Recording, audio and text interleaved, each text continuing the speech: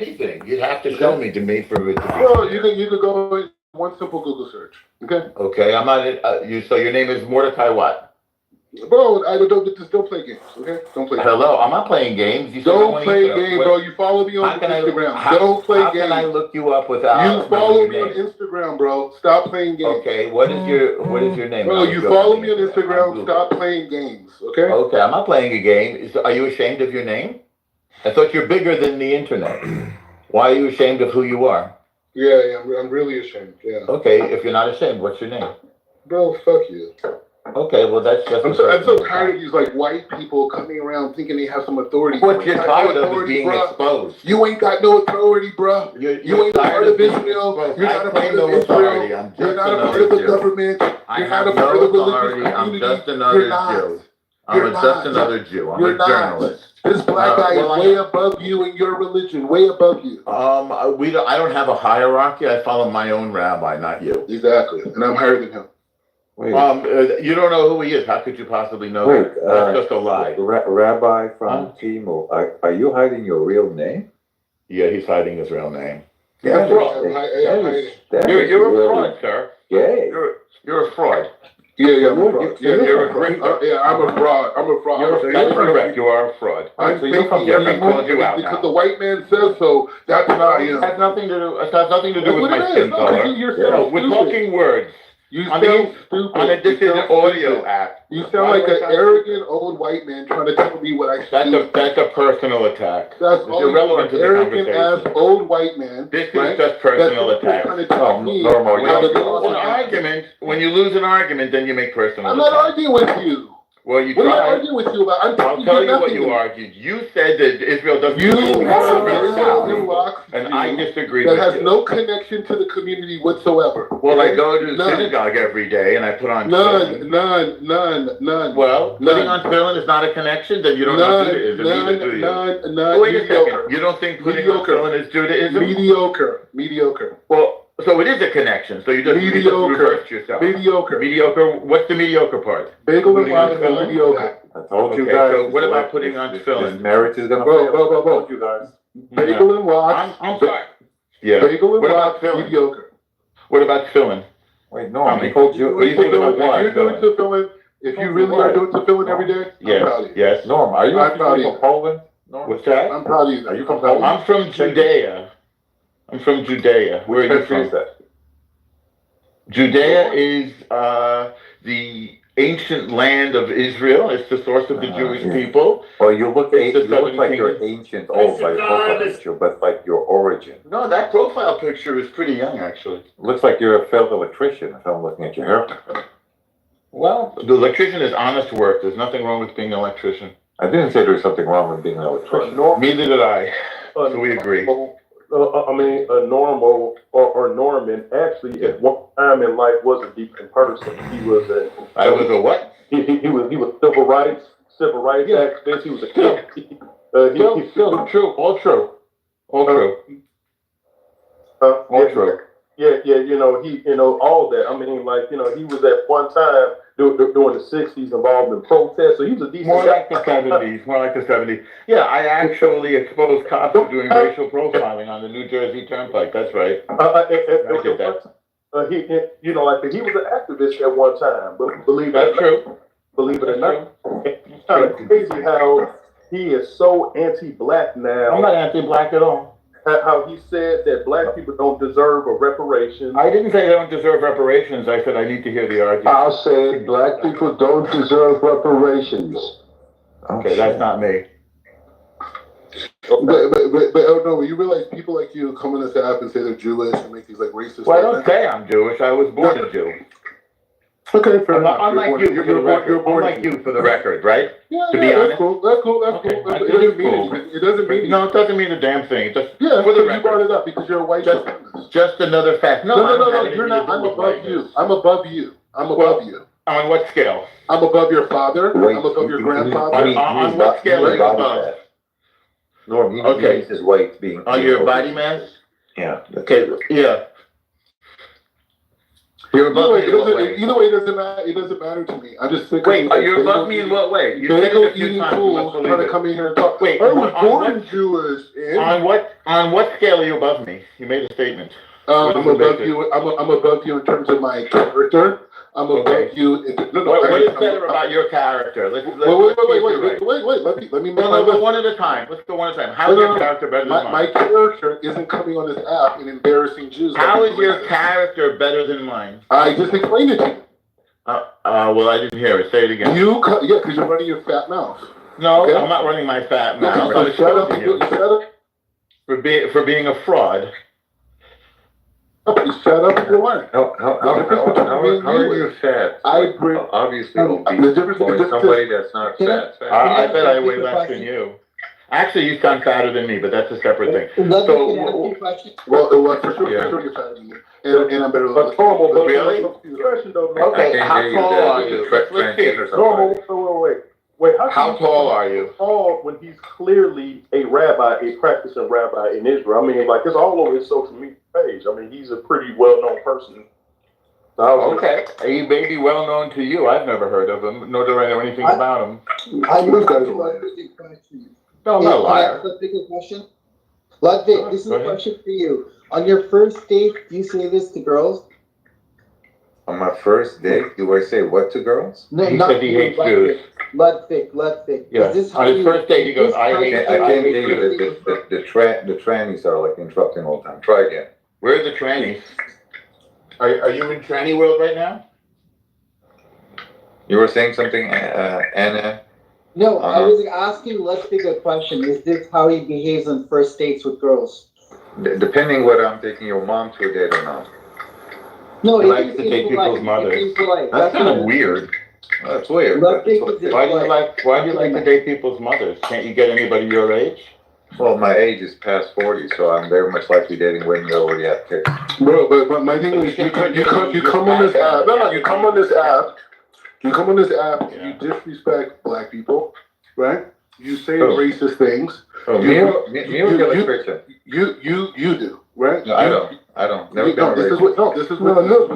Ludwig never did that. See, the rabbi, you were the only one on this app who was speaking in terms of color, in terms of skin color. We're taking over. No, you can take over. It doesn't matter. But there was no need for you to attack El Narmo on the basis of his skin color. Don't tell me what's good. Okay? No. I'm just saying. Of course, I don't have to tell you because you are a God man. You're a God man. But there was no need for you to, Okay. Let me tell them generally. Don't tell me what I need to do. Well, somebody needs to tell you because you're doing the wrong thing. There's no need for anyone You're making to stupid talk comments. about this. It was stupid. There's no need for anyone. L, please, 1 minute. Just give me a second. There's no need for anyone to speak on the basis of the skin, attack anybody on the basis of the skin color. There's no need for that. Okay? And that's what the rabbi has been doing.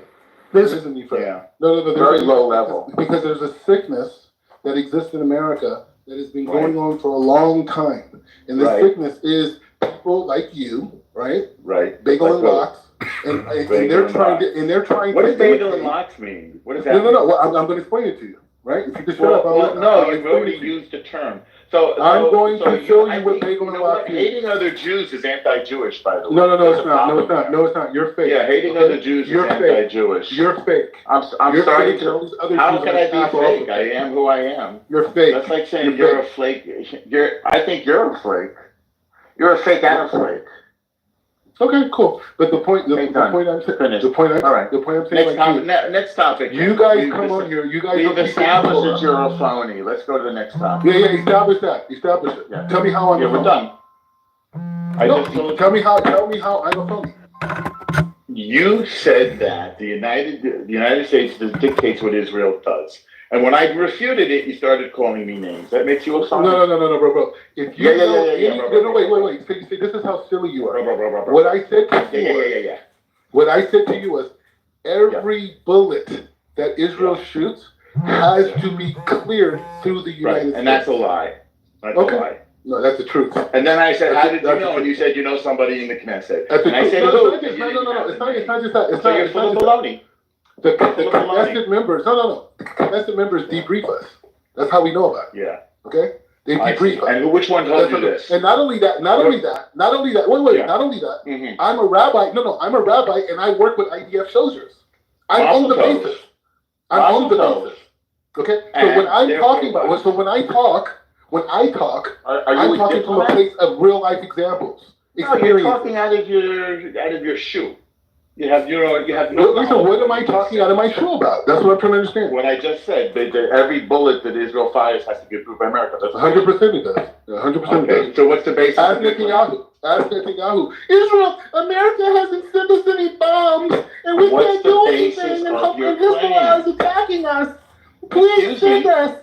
Excuse me, what is the basis of your claim? Show us. Netanyahu going on TV and saying, America hasn't sent us so our when weapons. America says don't go into Rafah, we go into Rafah anyway. No.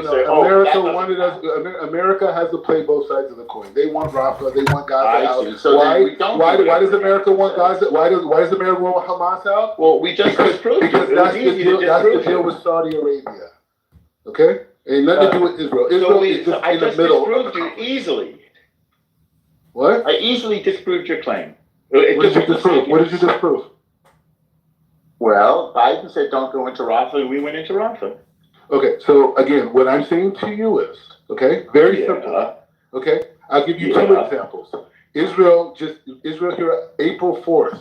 Let's talk about Rafah. Wait, let's talk about Rafah. Okay, you want to talk? Well, fine. I make it simple for your simple mind. Yeah, Biden said don't go into Rafah. We went into Rafah. Rafah is a highly politicized area because that's where the Egyptians were getting the weapons to Hamas, right? So America trying to play bipartisan says, Israel, don't go into Rafah, wink, wink, and they go in. Okay, so show me the wink, wink. Bro, I don't just show you anything. You're old. Well, then your claim is spurious then. It's not. I mean, bro, if you have no evidence. Bro, anybody who's in Israel would tell you this. You have no evidence that Biden was wink winking. You just made that up out of your head. Not Biden, Anthony Blinken. I see. And Biden's not in charge of Blinken now? No, but Blinken works directly. Show me your evidence that Blinken wasn't serious. Actually, it was Biden who said don't go into Rafah. So show me the evidence that Biden. No, Blinken told him that not to. You made a statement. And I refuted you. I don't need to prove anything to you. Trying to say that this you're acting like I need to prove something to you. I've already established that I'm above you. So why do I need to prove anything? What does that mean? You decide if you want to take it or not. In what way are you above me? So see, when I prove you wrong, you say you're above me. It's an empty claim. It's a meaningless claim. In your mind, you're above somebody. Maybe. I don't even believe you're above me in your mind.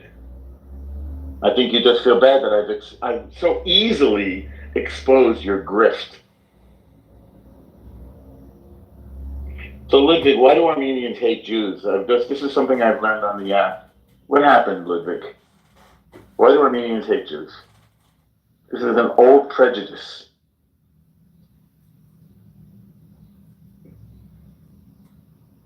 I thought this would be a lot more difficult, to be honest. Rabino.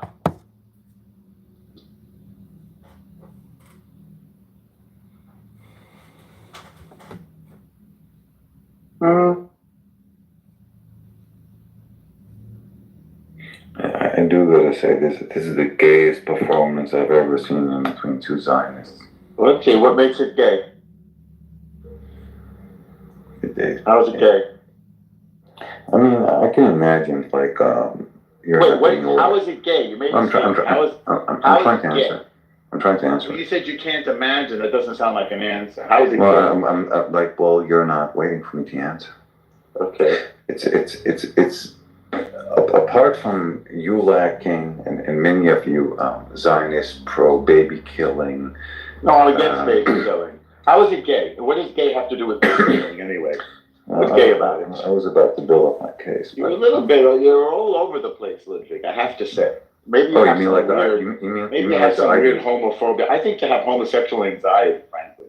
You keep bringing up gay. We're talking Israel. In the world, what is all happening? We're talking Israel, and you're talking gay. There's something wrong there. a person who can get gay out of a discussion of Israel, there's something wrong there. I think you have homosexual anxiety. Right. Yeah, right is right. So why don't you like Jews? What's your problem with Jews? What was that? Why don't you like Jews? Why do Armenians hate Jews? It's the weirdest thing. It's some weird old prejudice. You want to hear the answer? Or are you going to interrupt me again? If you're going to be honest. If you don't lie, I'm going to be honest to God, right? Here's the thing. The reason why I don't like Jews, it's not to discriminate, but it's only apple juice. There's an acid in there that upsets my stomach. When you but have I love Jewish people. I just don't love Zionists. I don't like Zionists. Well, I asked you a question. You can't be honest. How long does the hatred of Armenians for Jews go back? 3,000 years. Ever since the Zionists funded the genocide on the Armenians, that's pretty much it. How did we fund the genocide of the Armenians? Well, back then there was no blockchain technology, so it wasn't cryptos. Yeah. This is a Bitcoin discussion. How did the Jews fund the genocide of the Armenians? I don't know. How does a dog get fleas? Okay. A dog gets fleas by being like you, by being a racist. Okay. I'm sure you hate black people too, by the way, which is ironic. No, I never hate people regarding their skin color or origin or religion. Well, what you think is irrelevant. No, it's directly on point. Okay. What I think is the closest to reality that I can get. And since you just want to call names, there's only one person in the room. I never called nobody names. Actually, you said, how does the dog get fleas, right? What is that supposed to be? So what's the source of your hatred? Why are you so bitter? I don't have no hatred in. I don't have no hatred in. Sorry to disappoint you. Before you said you hated Zionists, which is just code for hating Jews. No, so why do you hate apple juice? It upsets my stomach. Right. It's so in other words, when given the opportunity to explain your hatred, you just run away because you're ashamed. Jews. You're deeply ashamed of yourself. It sounds like the same Jews and the Jews coming from apples. You're deeply ashamed of yourself. And this is so you think you try to make a nervous joke, a bad joke, a dad joke. I'm your daddy. No. Yeah, no, you're somebody who would like to be a daddy, but may never be one. Hate. No. I'm your daddy. No. How could you be my daddy? How could you be my daddy? Explain that. I'm your daddy. What does that mean to you? I am your daddy. What does that mean? I am your daddy, and I'm allowing. In what way are you my daddy? I allowed Rabbi to adopt you. What way are you my daddy? This is so funny. I was your daddy. How are you my daddy? For adoption. So you're older than me? Rabbi has adopted you. Are you older than me? I don't know. Are you a Jew? Praise to God, I'm not. Then how could you be my daddy? I don't know. But if you don't know, then why did you make the claim? I don't know. Because you don't know how words work? I don't know. Okay. Clearly you don't know. I don't know. Clearly, whatever comes out of your mouth, you don't know what the hell you're talking about. You're not really a man. I don't think. No, you don't know. No, you just said I don't know. Right. You don't. I agree with you. You have no fucking clue. Right. I agree. Daddy's back. Calm down. Oh, your dad is back, Nora. You have no clue what you're talking about. Your adoption dad is back. Who's my adoption? Preach some more, Rabbi. You act like I have to prove something to you, though. What was that? Obese? Rabbi from Timo? What was that? Bro, okay, half Asian. Anyways, the point is just saying you feel like I have to prove something, though. I don't have to prove anything. I'm just being myself. I'm living my life. I told you information that we were debriefed with. If you don't believe I get debriefed by council members, that's your choice. I don't care. I don't believe your claim. What claim? What claim? The claim that I've said it 5 times, that every bullet that Israel fires has to be approved by America. Anything substantial without American permission. Okay, so you're changing your claim? No, I'm not. Okay, so it's no longer every bullet. That's your first claim. Well, it's the same thing. It's the same context. It's the same context. No, it's not. It's different. Every bullet is relatively minor to everything major. It's not. Everything that Israel does is pre-sanctioned by the United States. Period. All right. Give me an example. Example is Israel told them to only shoot certain missiles, right? Because Israel told who to wait, you asked me a question, let me answer it. Israel told who to only shoot certain missiles. If you will listen and not let it you said them clog your ears, and you what does white supremacy have to do with Israel? Listen, now you're going back to the black man tell you what's going on in Israel. Well, okay? I think you're not used to anybody listening to you, which tells me a lot. Black man tell you what's going on in Israel. Okay. I think you're not making any sense. Okay. So again, you said Israel. Shut up. Just calm down. Shut up. You will. Don't be threatened. Don't be threatened. This is easy to understand. Nobody's threatened by it, bro. Stop putting yourself on the level. You're not. Take a breath. Take a breath. I told you I am above you. I told you I am above you. I know it's a silly claim. It's like a childish schoolyard claim. It's meaningless. Okay. So again. You said Israel told them they could only fire certain missiles. If you don't cut me off, Lonzo, keep talking about the. I'm not cutting you off. Come on, Norm. You got to let him cook, and then you can respond, bro. Okay. So I asked him a question. He just said Israel told them they could only fire certain missiles. I said, who is them in that sentence? Okay. So the United States, told Israel that when they were going into places like Rafah and some of these other places, whatever, that they're only allowed to use certain missiles. Okay, now where's your source on that? It has a limited impact. What's your source on that? Listen to what I'm saying, bro. What is the evidence for this? Look, it's in the news, you idiot. This is basic information. I'm not even telling you. Okay, what news is this in? I'll read it while you're talking. I'll look it up. I'll post it in the room for you. I'll do the work. I'll do the emotional labor. So look it up. Where was this? No, you said you was in the news. Which news? America limits Israel missiles in the south of Gaza. You mean in Rafah or in the south of Gaza? South of Gaza. Okay, the United States told Israel not to go into Rafah. Now you're saying that they said. I'm talking about that. I'm talking about it. I'm talking about it. They disallowed them to use certain missiles in that area. That's what I'm trying to tell you. Now, it's a big deal to you. They told Israel not to go into the area. And I'm not talking about that. I'm talking about it. I'm just proving a claim. All right, cool. Yeah, it is cool. Yeah, it's great. So how do you dispute the fact that the United States said don't go into Rafah and Israel went in anyway? How do you dispute the fact that...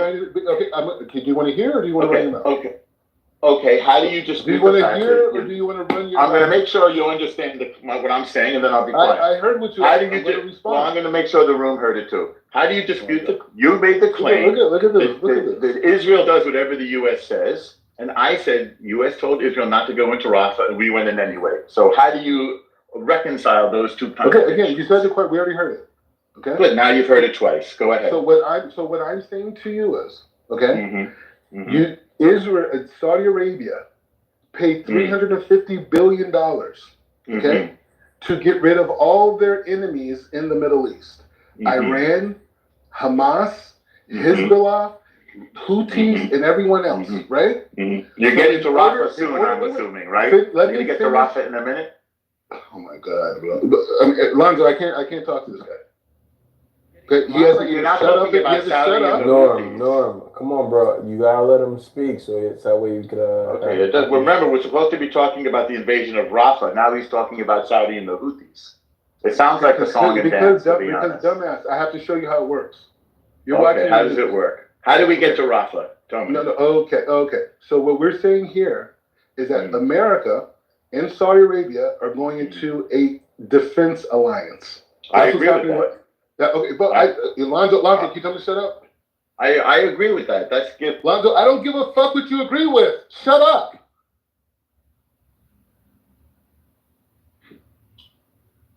Now go ahead, bud. Norm, I'll bring you right back up when he's done.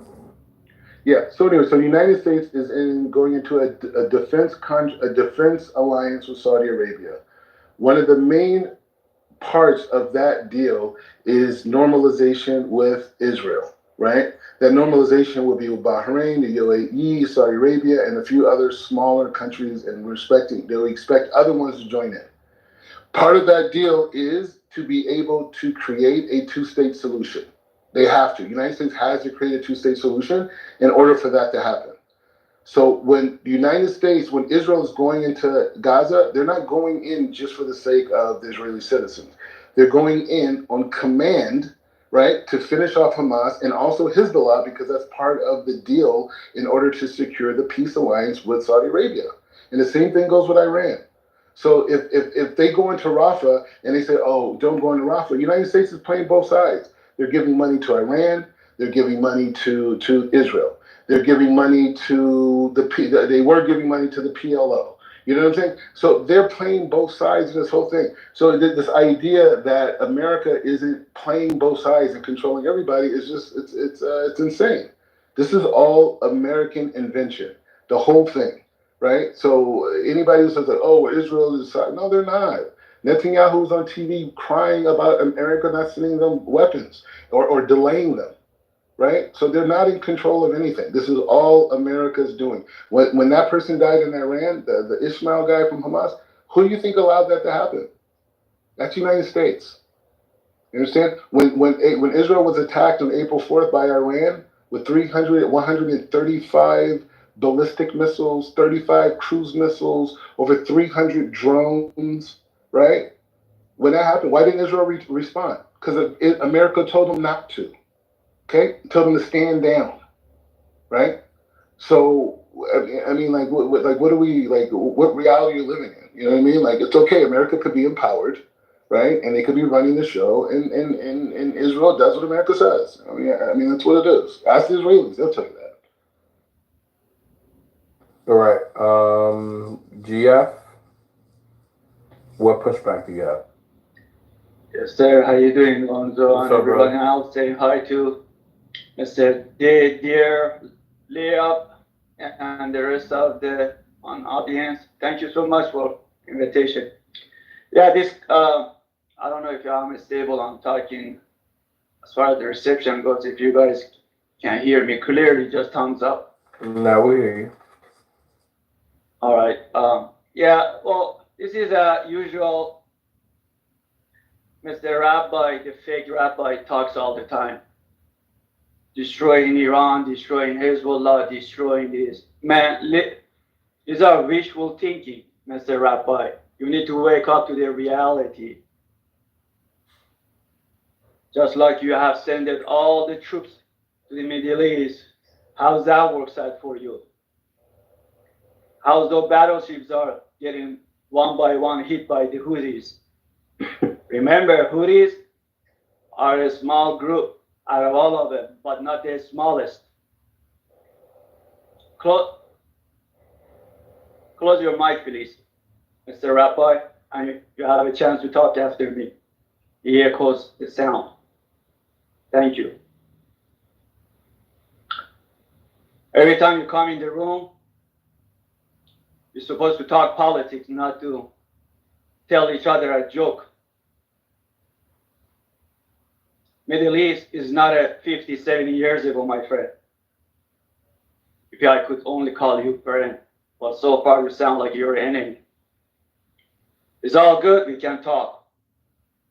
That's why we are here. Like I said, these are wishful thinking. As always, you're just talking about destroying this country, destroying that country, get rid of this, get rid of that.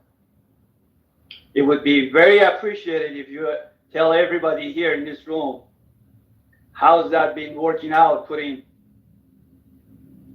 more than 200 different plans to destroy Iran, Hezbollah, and all that. Not only they have a stronger army, now they have the most sophisticated missile and defense and all the other goodies that we're gonna get that if we need to. I want you to explain to everybody in this room how the defense of the United States, with all those armies that have sent military equipment, especially those air carrier battleships, they're all getting hit. It's supposed to put a safeguard through all the Red Sea, Bab al-Mandab. So far, 700 has been hit where the defense are useless. America useless. I wish that Israel, a fake country, did let everyone, the journalists, to go in there after Iran's attack. on a defense to show inside those military that got attacked. Just like Al-Assad, the 60-minute brought the General McKenzie and showed the whole world how precise everything was hit, target, pinpoint. I repeat that, pinpoint. Don't take my word, take the General McKenzie. Not only that, he mentioned also, for first time, the air superiority. We have lost that to the Iranian. It was right after that, General McKenzie didn't show up no more.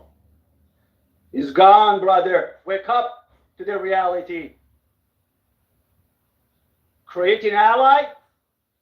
Yeah, that's a wishful thinking in creating an ally.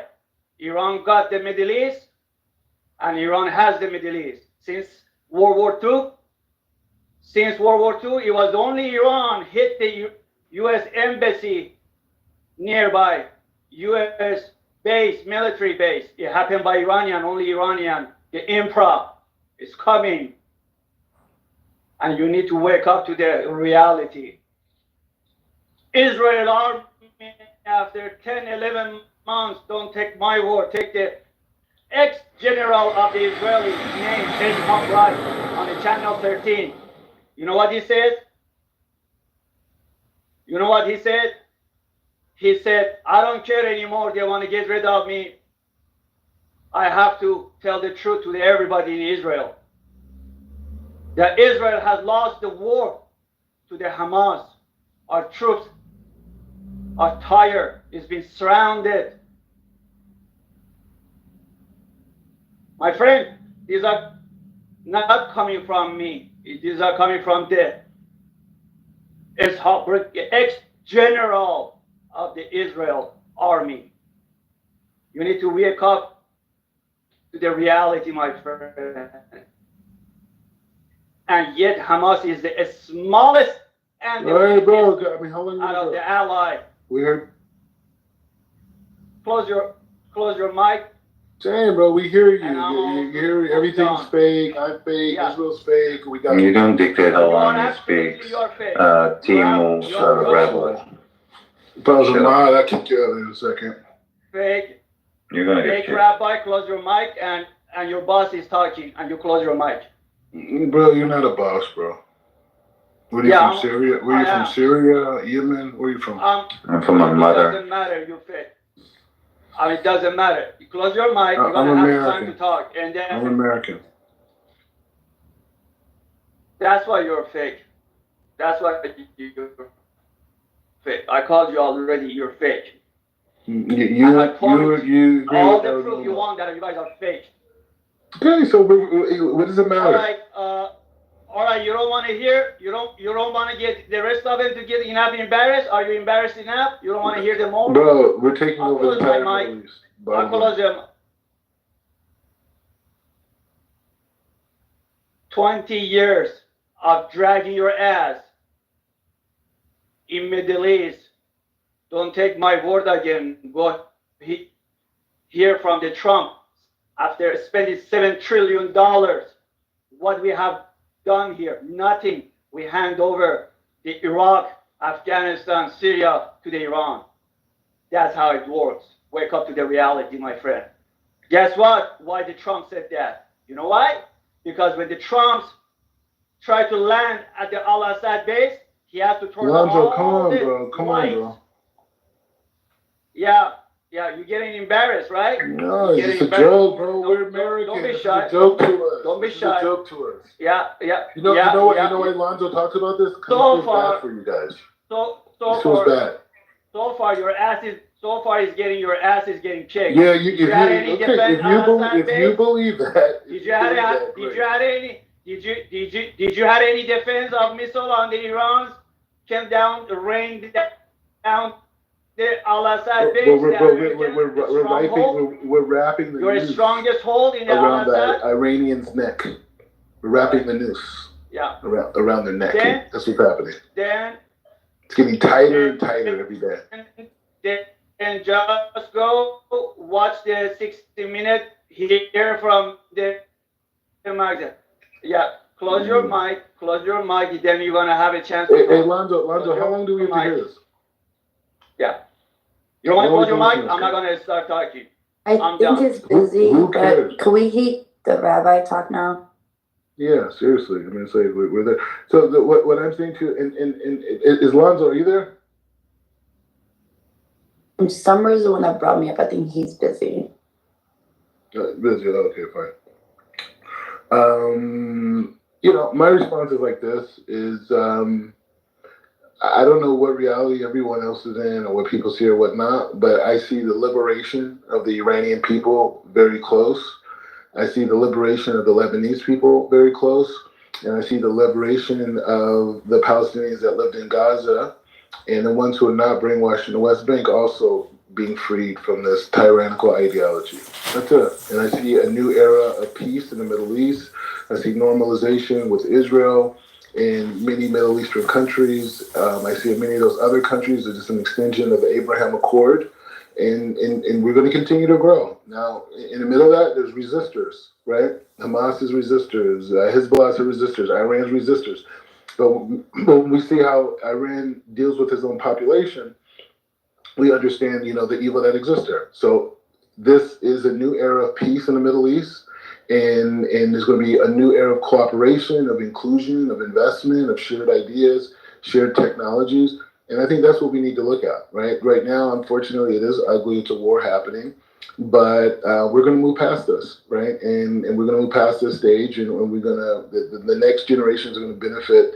Arab, Muslim generations, Jewish generations, and Christians all in the Middle East are going to benefit from what we see happening right now. And I think that's the focus we should have instead of, this other thing, which is like, America is the most powerful entity in human history on planet Earth, right? And so what's happening now is that America is a good force that wants to see peace, right? So this is the mechanism that allows us to achieve peace. That's all we're doing right now. I actually, I'll be the first person to be like, Black Rabbi, be quiet, you're wrong, right? But after yesterday, I went to this beautiful interfaith meeting, and it was the Jewish community, the Muslim community, and the Christian community. And we actually had a conversation. There was a lot of, we actually tackled a lot of conversation about anti-Blackness, about Palestinian versus African Americans and everything. But the common conversation is that it starts with us. And I believe with the Black rabbis, because there was a lot of Jewish people yesterday that was talking about there is a lot of people on the groundwork that we do not showcase, the media doesn't showcase, that are actually trying to liberate people, that are actually trying to bring peace. They're not looking at it as a Jewish problem or as a Muslim problem, they just look at it as a humanity problem. And they showed me videos. I was sitting there like, no, you guys are liars, and I don't believe that. But yesterday, and I think it takes us to have conversations with our own communities and talking to rabbis, talking to priests, talking to imams, talking to everybody, seeing as a collective what we can do, how we can mobilize, instead of having this conversation that is going to keep separating us. We keep going back in history and we keep seeing what's happening in history, but we're repeating it and not having these open conversations. Yeah, we can blame certain groups for certain things, certain periods, but how's that benefiting what's going on right now? The people who are actually being affected by this, the people who are getting bombed, the people who are getting no medical aid. How is us having these conversations with no solutions helping them? And that's where we're at. Yeah, I appreciate that, Miriam. You should continue to be part of interfaith dialogue and bring your stronger viewpoints. But I would say, the thing that, I'm disappointed. Oh, I'm sorry about your attack, Black Rabbi. I seen the other day. Sorry about that. Wait, Miriam, no one should be attacked like no one should be attacked at their home.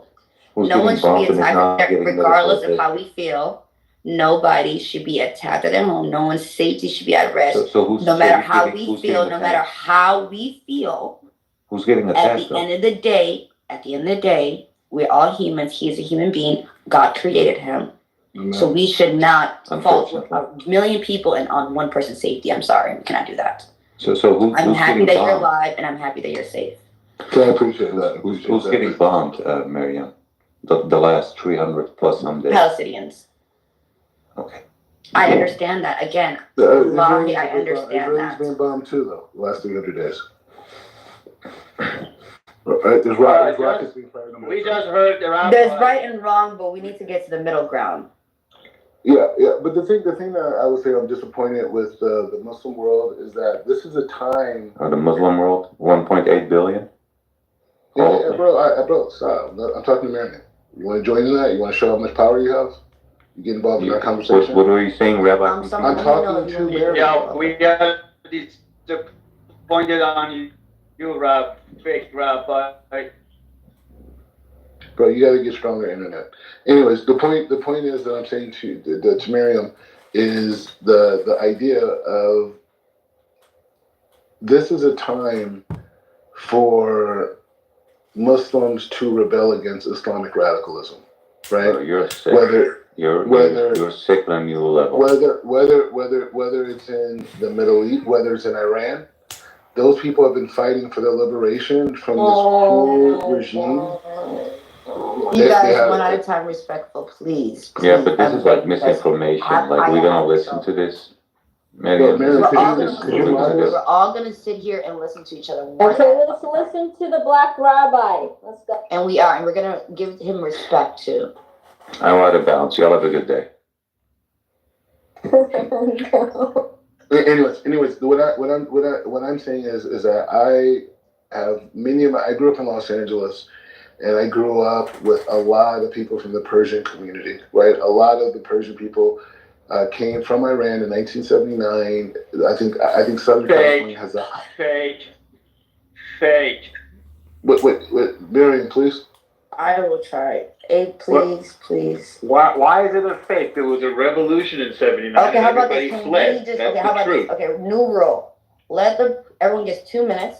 Let the person finish their sentence, and then the next person. Okay. No problem. Thank you. So everyone gets 2 minutes.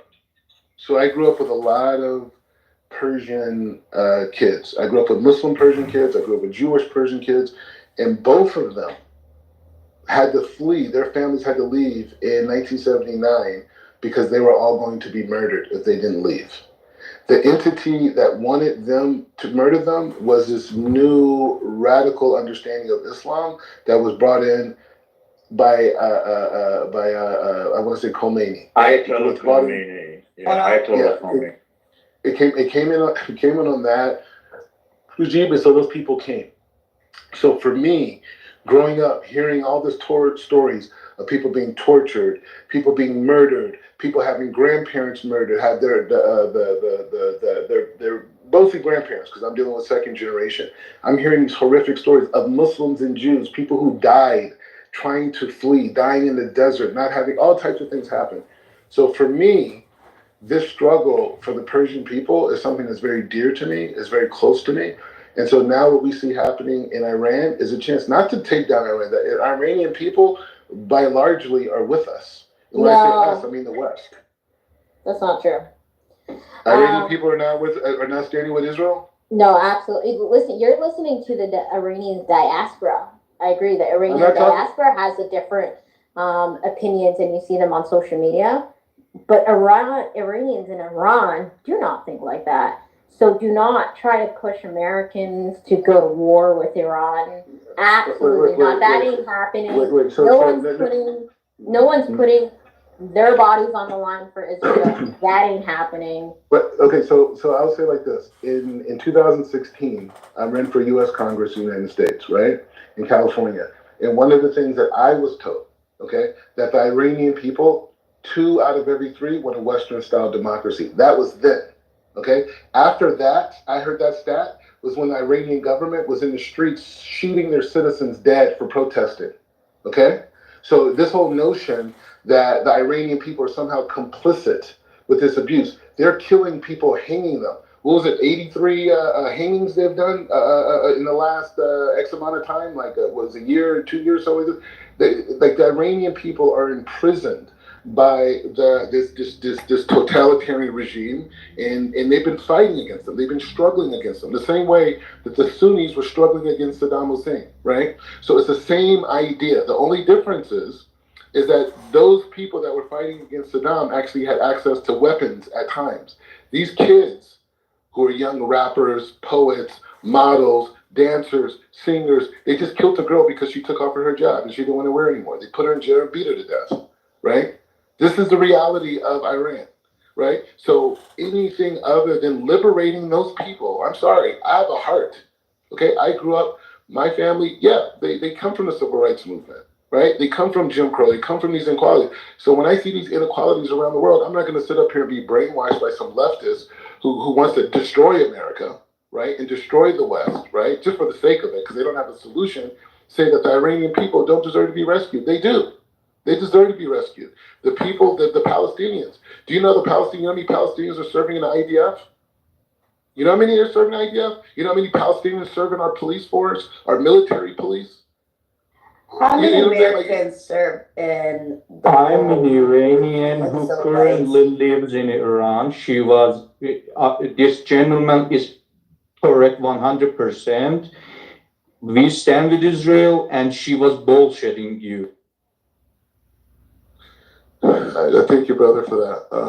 So the thing. Thank you, man. Thank you. Thank you. Hey, when I heard your voice, we're gonna fight for that.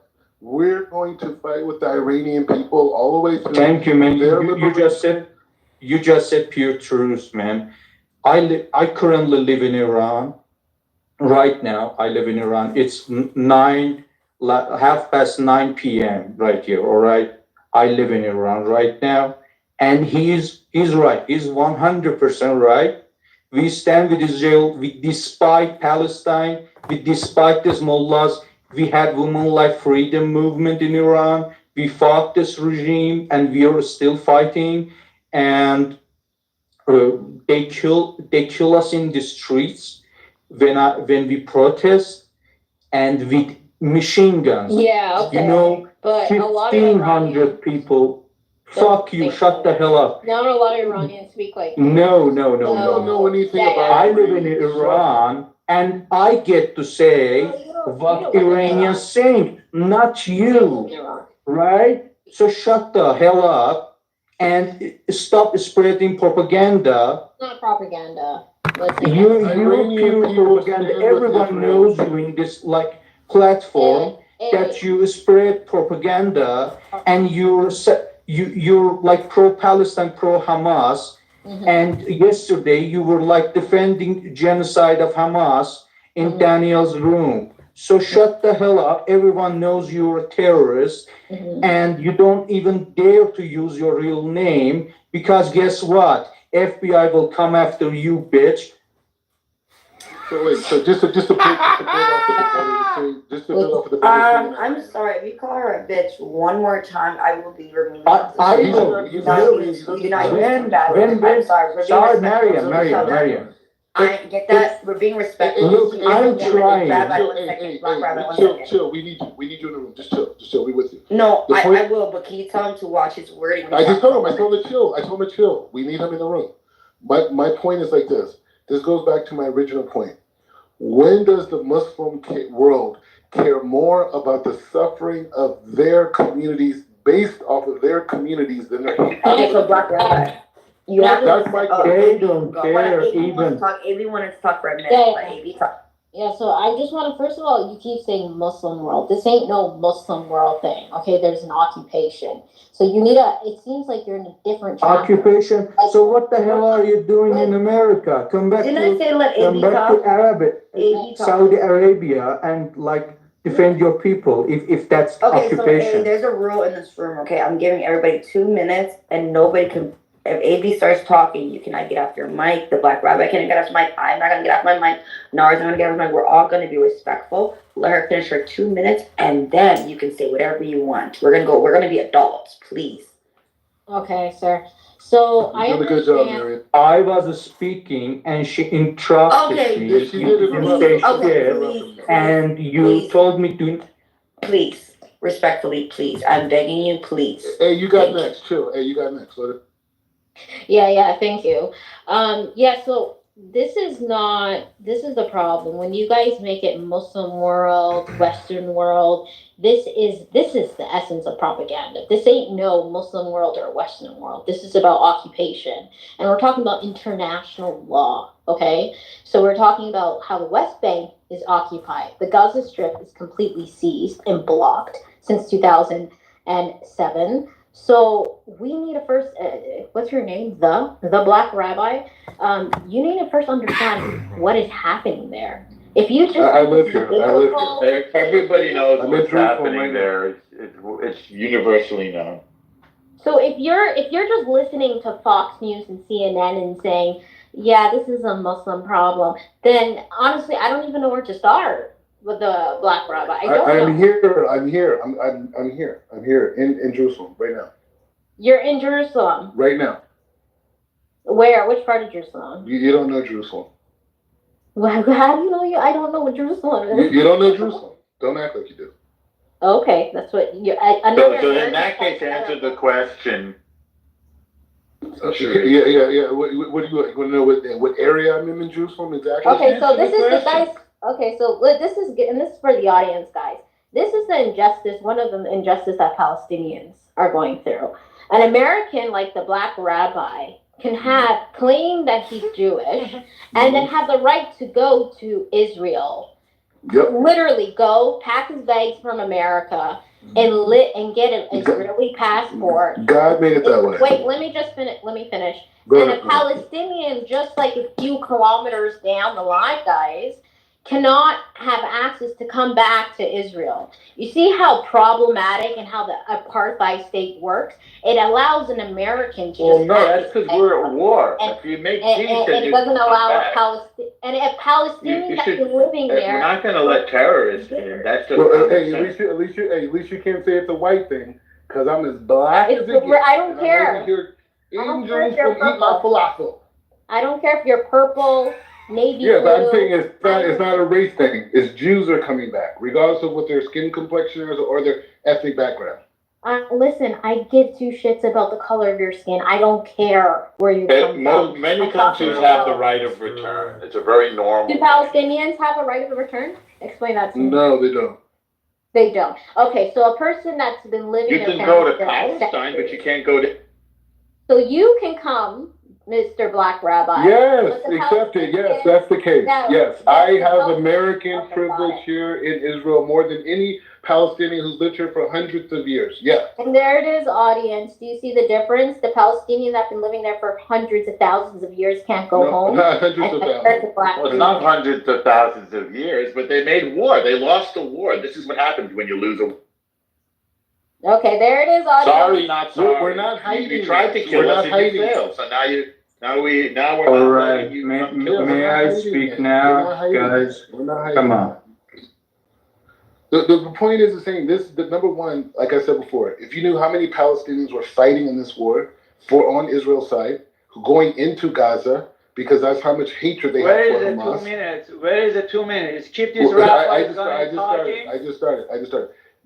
Second point. Man, you've been talking in the last 30 minutes. Second point is calm down. It's okay. It's supposed to be 2 minutes, not a 15 minutes. Miriam, could you calm down, Rabbi? He doesn't know the rules. Rabbi. No, I'm leaving. No, I'm really leaving because the mother all right, good. cannot Bye. Supposed to be 2 minutes.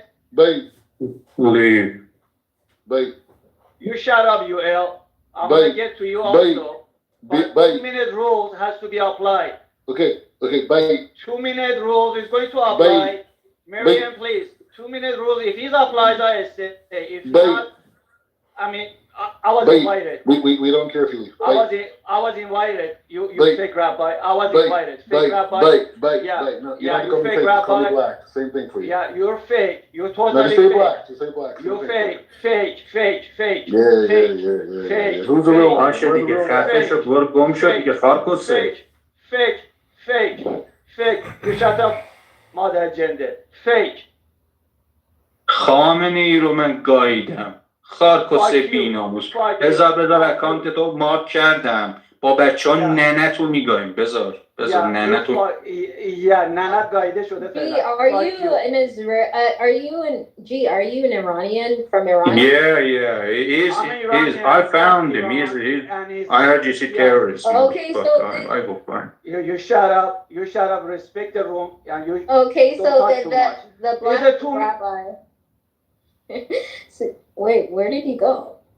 I don't know, he disappeared. No, he's not. No. You shut up. You will get disappeared too if you don't shut up. Okay, so Black Rabbi, see, there's two different. There's an Iranian right here, and another Iranian that fits the audience. Had two different. No, he wasn't Iranian. He was Iraqi. You know, there's a difference between them. Speaking. He wasn't talking about. No, he wasn't talking Farsi. So you know Farsi, right? He was. Yeah. Farsi. No, you. All right. Yeah. Either way, the point is, I'm saying. I will do an investigation on you too, AB. That's good. Hey, that's very good. So the thing is like this. Despite what people believe,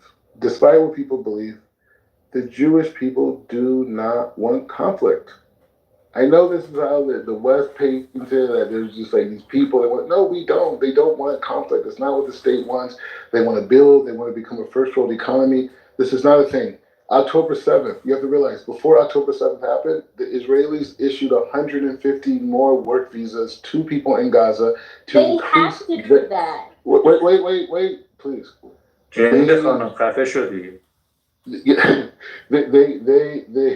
Garmazazi. No, but the point is saying they gave them that because they saw that the behavior they thought was getting better, and they wanted to increase the economics there, right? So now the situation is like, you know what, the Gazan citizens that are there, they're too radical. They're Palestinian. But go ahead. I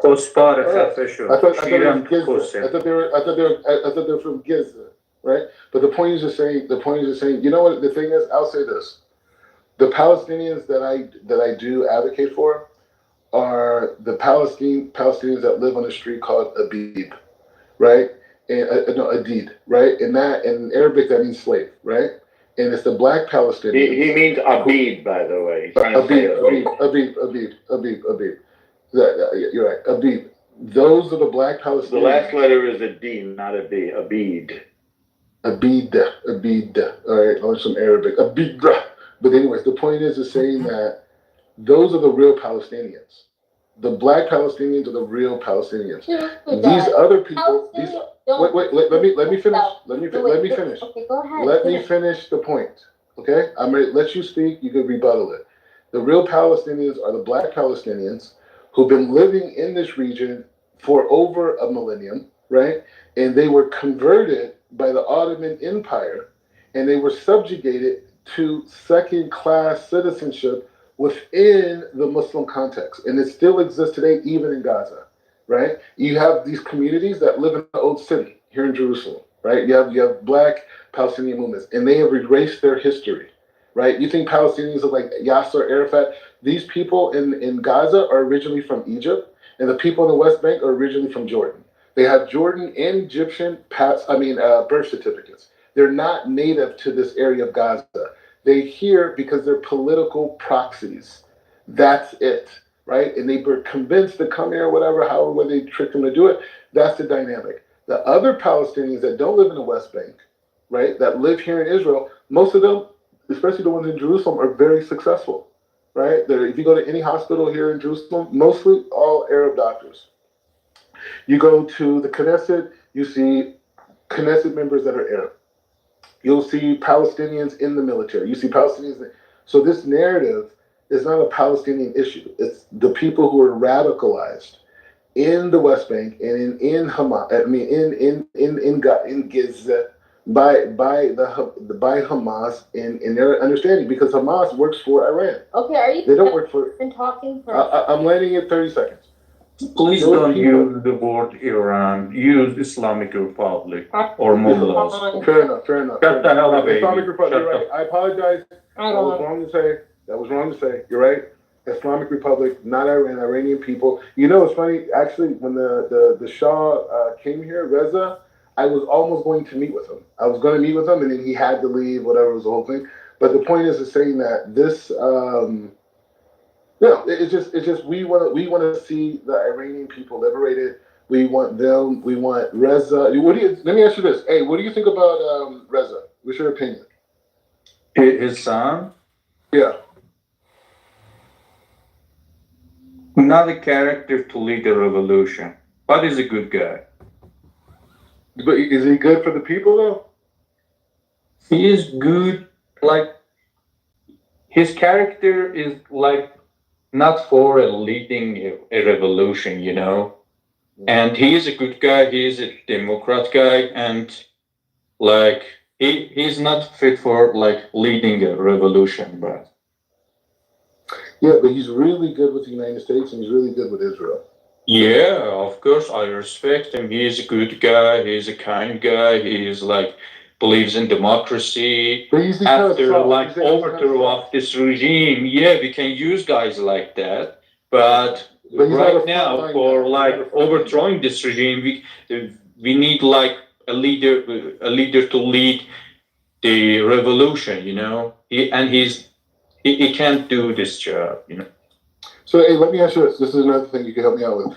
So, what I've been understood is that Iran is not a monolith, right? Iran could be understood in three parts. One, you have the clergy, right, which is like Khomeini. You have the military, and then you have the business component, which deals with the oil, right?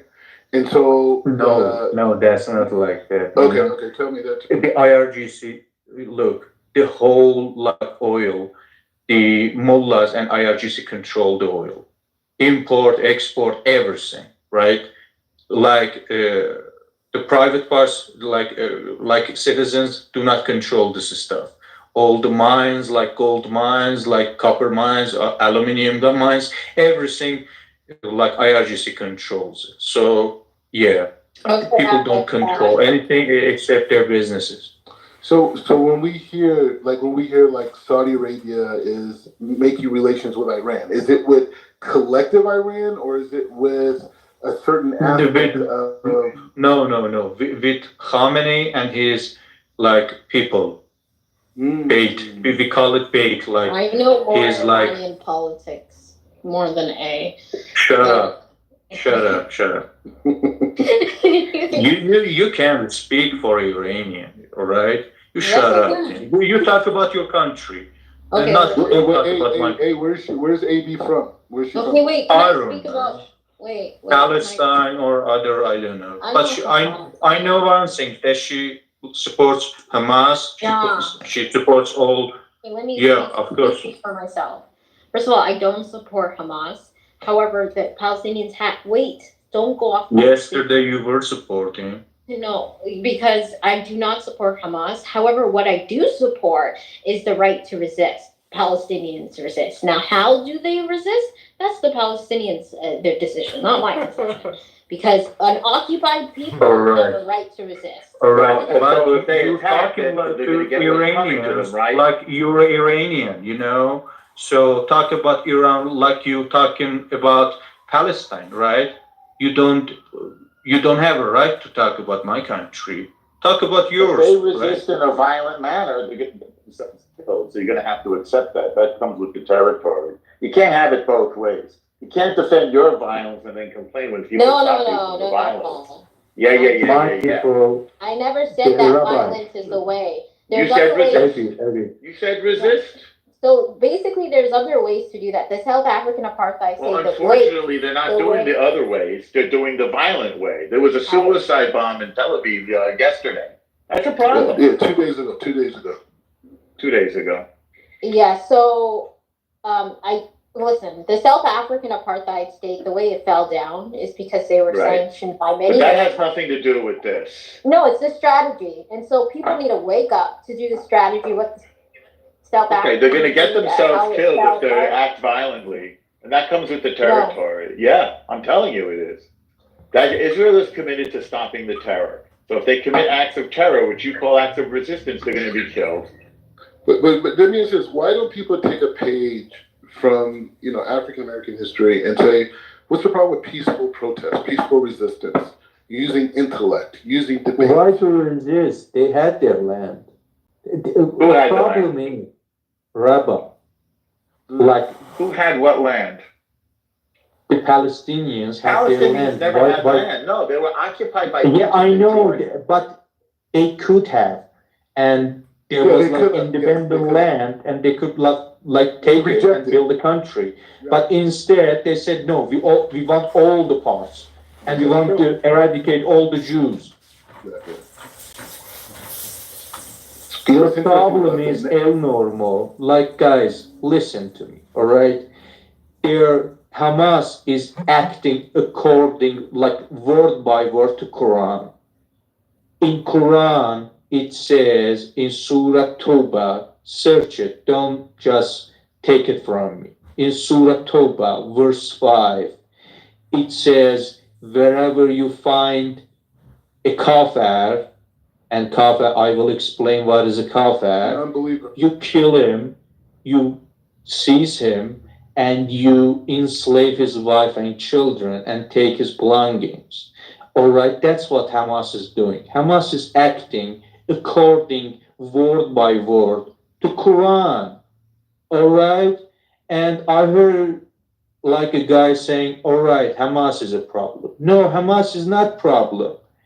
His charter that is based on Quran is the problem. If you think Hamas is gone, then another democratic Muslim like group will take over. No, it cannot happen in 1,000 years. Because guess what? They believe this is a holy book, and this holy book says it's not like all other religions. It says you must act like this in your life or you're not a Muslim. So I told you how it says, it tells you to act in your life. I'm an ex-Muslim. I currently live in Iran. All right. I have like finished 2 times. I finished Quran 2 times. I know what I'm talking about. I know inch by inch about this religion. I know well about my country, and I don't need anybody to like educate me on this. I am the one who must like say the truth to you, not like a person here to like spread the propaganda of the like Palestine and such. Yeah, so, Rabbi, do you think that there's an occupation in the West Bank? I don't think that there's an occupation period. I think what we experience, what we're dealing with, and when I first got here to Israel, I came here in 2016, right? And I didn't really know what to think, what not to think, this type of thing. I know I'm Jewish. I know I wanted to come and study Torah, but in terms of the geopolitical situation, I didn't really know. You know what I mean? And so I met this guy, and whatever, he's very much inside of the military, does really interesting things, but I just randomly met him and we became friends, and he took me on a tour to all the different checkpoints that exist, like in more the southern area, and he took me to every checkpoint that they have, and he showed me exactly at this checkpoint, went online and showed me the violence that took place at this particular entry, right? And because of that, they built checkpoints there. Not because it's like the black civil rights, in America, or apartheid in Israel, is because, apartheid in South Africa, is because the dynamic is they're trying to secure an enemy that has blended into a general population, right? So they don't know, so Israelis don't know who is not Hamas. Even in America, we don't have that kind of law. You punish the collective because of a few decide to do some criminal acts, so you punish the collective. Is that how it works in Israel? What we're saying is. Why do you say it's a punishment? Restriction of movement. It is a punishment for individuals. Well, they can't come into Israel. That's right. You can't come into our country. That's called border control. That's not a punishment. The U.S. has border. Every country has border control. Why? It's so funny. Well, the U.S. doesn't right now. U.S. doesn't have border control right now, but yeah. Everybody has border control. I'm making. No, the West Bank. The checkpoints in the West Bank. Okay, but let me ask you, have you been to Israel? I never went to Israel. Answer the question. I am answering the question. Can you go on mute, please? No. I've never been to Israel, nor will I ever until they. Okay. No problem. No, I didn't want to hear the reason why. All right. But I'm just saying my point. You're not letting me speak, Rabbi. No. I heard it. You said no. It's a yes or no. The answer is no. Not a political statement. You have it. End of story. Yeah. So what I'm saying. There needs to be a conversation, and you're okay. We can have a conversation, but I didn't want to hear your reason why. I just want to know if you ever came or not. The point is that I'm saying to you is that if you came here, right? I live in Jerusalem, right? Before I used to live more in the east of Jerusalem. I used to live in the east of Jerusalem where there was a lot of Palestinians. And so, you would talk, whatever, they say a black American, they're like, I was curious.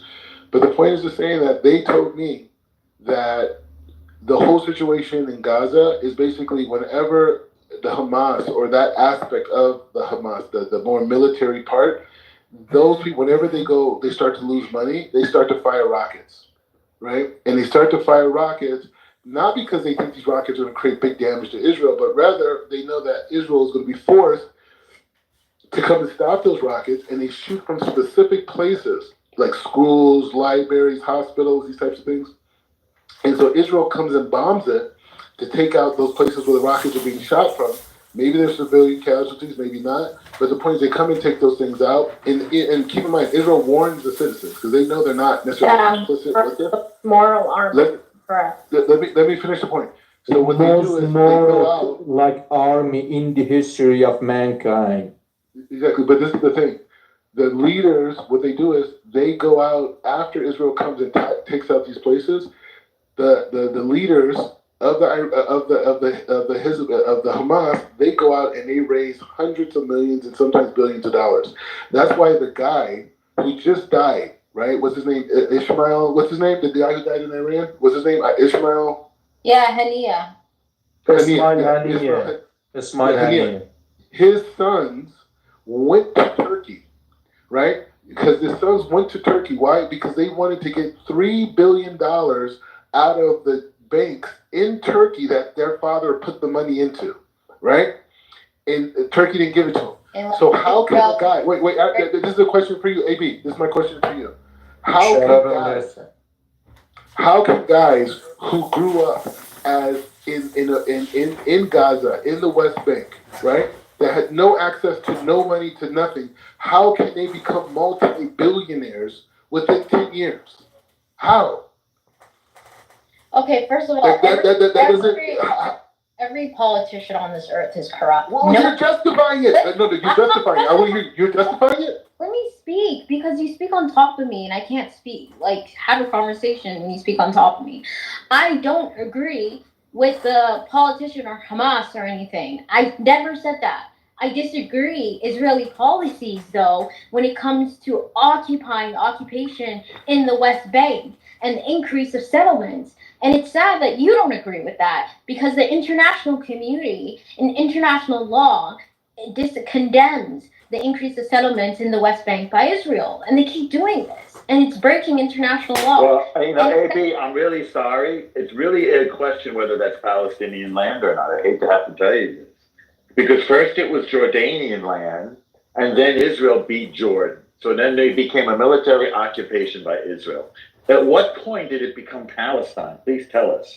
So if it's not Palestine, what is a military occupation? Can you describe, when you say military occupation, what does that mean? Yes, happy to tell you. Okay, let me address Sankara, and then AB can speak as well. I want to answer Sankara. So in 1967, the country of Jordan attacked Israel from the east. At that time, the Judea and Samaria were a part of Jordan. Israel pushed Jordan back to the east side of the Jordan River. At that point, it militarily occupied Jordan. Is that clear to you, Sankara? No. Palestine. So define occupied. Define occupied. What does that mean? To occupy. Militarily, it kicked out the army of Jordan and set up a military occupation. If you want, I can read it. Yeah, you're still not defining occupation. What does occupation mean? Okay, occupation means the land is not yours. Yeah, you were just talking about borders. No, we conquered. Okay, you're missing the point. You conquered it. Oh, right. So you're a colonizer. By the way, so you're colonizer. Wait. Let's have order. Let's have order. Just go slowly, Sankara. Wait, I'm talking to him. Wait a second, Rabbi. So it was a defensive occupation under defensive occupation law. For 50 years, or is it 70 years? That's right. It's permitted. Yeah. It's permitted. It's permitted. So, that's why international law said Israel is an occupier. Sankara, I'm sorry. To bring the occupation to an end. So, Sankara, calmly. Go slow. We didn't attack them. They attacked us. They lost. That gives the land to us. Now, in 1988, Jordan said, we don't want the land anymore. At what point does it become Palestine? How does that become Palestine? I don't understand what you're saying. You're accepting. Wait, you are accepting that Israel is an occupier, right? I want to go with one person at a time, not 10. Sankara, which part did you not understand? So the part that I didn't understand is you not accepting that Israel. You've accepted that Israel is occupying land, but hold on. You're refusing to accept that if you are occupying land, by definition, that means that land does not belong to you. Okay, so let's go from there. Yeah? Let's continue. So you are an occupier. Okay. Is that correct? Let him respond. No, listen. Okay, Sankara, listen. So a country acts, they lose. So we then take the land from which they attack. Under international law, that is allowed. Then the country says, go slow. No, I'm responding to you. So calm down. First of all, you made a statement. Let's correct it. Wait. Sankara, go slow. Sankara, slowly. So we conquered the land of the people that invaded us. That's legitimate. Then no, it's not. To do that. It's not. International law states very clearly that you cannot acquire land by force. We didn't acquire it. So hold on. It's not Israel. No, wait. I didn't finish my thought. It's not Israel. So in 1988, Jordan says we don't want this land back. So whose land does it become, Sankara, when the country that owned it says we don't want it? That's the question. The people who conquered it, or there's other people that happen to live there? Whose land is it? That's the question. Can I answer that? Yeah, sure. Okay, so that's the question you want to ask. Well, but what question would you like to ask? So let me give you the answer. In international law, as reaffirmed as recently as a couple of weeks ago by the International Court, I'm not sure we recognize this, but so give me your opinion. I don't even think we recognize. You said international law. Whether you recognize it or not does not invalidate international law. You're the one citing international law. Nor do we recognize it. Hold on, you're interrupting. You're interrupting. International law is very dubious. Hold on, just 1 second. Okay. So first and foremost, just let him finish his thought. First and foremost, he interrupted me, but go ahead. You are the one who introduced international law into the conversation. Well, no, because hold on, let me finish. Let me finish. You introduced international law in the conversation because you felt it supported. Hold on, because you thought it supported your view. Not at all, and you don't read my. But now that you found out that international law does not support your view, you're not saying we don't recognize international law. So which one is it? Do you either support? So you introduced it. I'm just supporting you in your introduction of international law. Whose land is it when we conquer it and the people we conquered it from withdraw? Okay, so let me explain it to you. In accordance to international law, that territory is called the State of Palestine. Why would we recognize that? Why would we recognize that? Hold on. Why should we recognize that? Incorporated. Let me explain it to you. It's in accordance with international law. It's very clearly what the United Nations said. You wouldn't recognize that because you're a colonizer. Why would you recognize it? You want to colonize the land. We didn't have to colonize. No, you're not. You didn't colonize it. You are still colonizing it. Wait, you're not engaging with the conversation. This is why there's not going to be peace there. So Jordan attacks us. Do you dispute that? 1967 Jordan attack. Do you remember this? Okay. Can you please explain to the room why did Jordan attack you? Jordan attacked us because they wanted to kill every single Jew and push us into the sea. But let's keep going. Don't get derailed. Okay. So they didn't attack you because you were occupying Palestinian land? Of course not. We weren't occupying Palestinian land. Can you explain when was the state of Israel? Okay, you're going in circles now. Let's go one step at a time. Then we can go back to 1948. We're in 1967. Jordan attacks us in 67. Israel, by the way, says, please don't attack us. Please don't attack us. We don't want to have to fight you. We'd rather make peace. But Jordan attacks. What happens? They lose. So Israel takes Jordanian land as is permitted in the laws of war, right? Now it's Israel's occupying Jordanian land until 1988 when Jordan says we don't want it back. So my question to you is, Sankara, whose land does it become in that moment? Let me tell you whose land it is. So what you're doing is called history according to L. Yeah. History according to L is what you're saying. No, it's not history according to me. I think let you him agree with me. You ask him a question. Let him Sankara, you agree with me. Which part do you disagree with? Which part did not happen? Let him respond. I'm afraid I'm trying to let him respond. You are disagreeing. But I want to actually respond. Okay, I'm responding to you. You are disagreeing with yourself because your explanation is what they call, I think is called distinctly flawed. You are saying, I have a house. Do you agree with what happened? Listen, I have a house. That's what I actually said. If you listen, you will get it very clearly. I have a house. My house is next door to your house. I throw stones at you. I throw stones at you. You are angry and you come over to my house. And now I say I don't want the house anymore. Which fact did I say that you disagree with? I don't want to talk about houses. Everything is said. Let's start at the beginning. Okay, 1967. Did Jordan attack? You agree? 1967. Excellent. Did Jordan attack? I said. All right. This is it's just going back and forth. Okay, El Normo is saying 1967 happened. The Jews conquered the land that Jordan did not want. They kept it. Wait, hang on a second. He and I going back and forth. I know, we can't hear it. We can't hear it. In international law, you cannot conquer land. It's called appropriation. You cannot claim territory by war. That's international law. Sankara, wait a second. Let's see if we agree or not. Did Jordan attack in 1967? Do we agree? We don't agree. It didn't attack in 1967? Should we go back to the history? So tell me why they attacked.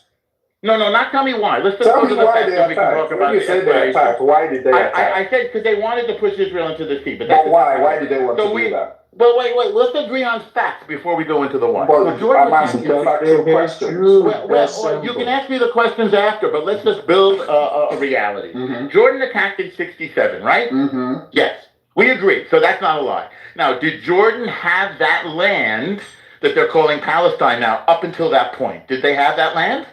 No. They didn't? No. Jordan wasn't occupying the West Bank of the Jordan up until 1967. Oh, occupying, did you say? Yeah, Jordan. Who were they occupying? They were occupying land. They were there. Whose land were they occupying? Okay, all right, okay. They say it's their land. They said it was theirs. Okay, when they say it was theirs, who are they that are saying that? Is it Jordanians? The Jordanians say it was theirs. Okay? Mm-hmm. Okay. So we can dispute it. Okay. So Jordan had that land, however you want to talk about the sovereignty. Jordan had sovereignty. So they attacked and they lost. Do you agree with that they lost the war? Yes. Okay. They lost the war. Did Israel then take that land? Did Israel take that land? Yes. From Jordan. Okay. They took it from Jordan, right? So they took it from Jordan. Okay. Okay, good so far. Now what? Mm-hmm. So then in 1988, Jordan says we don't want it back.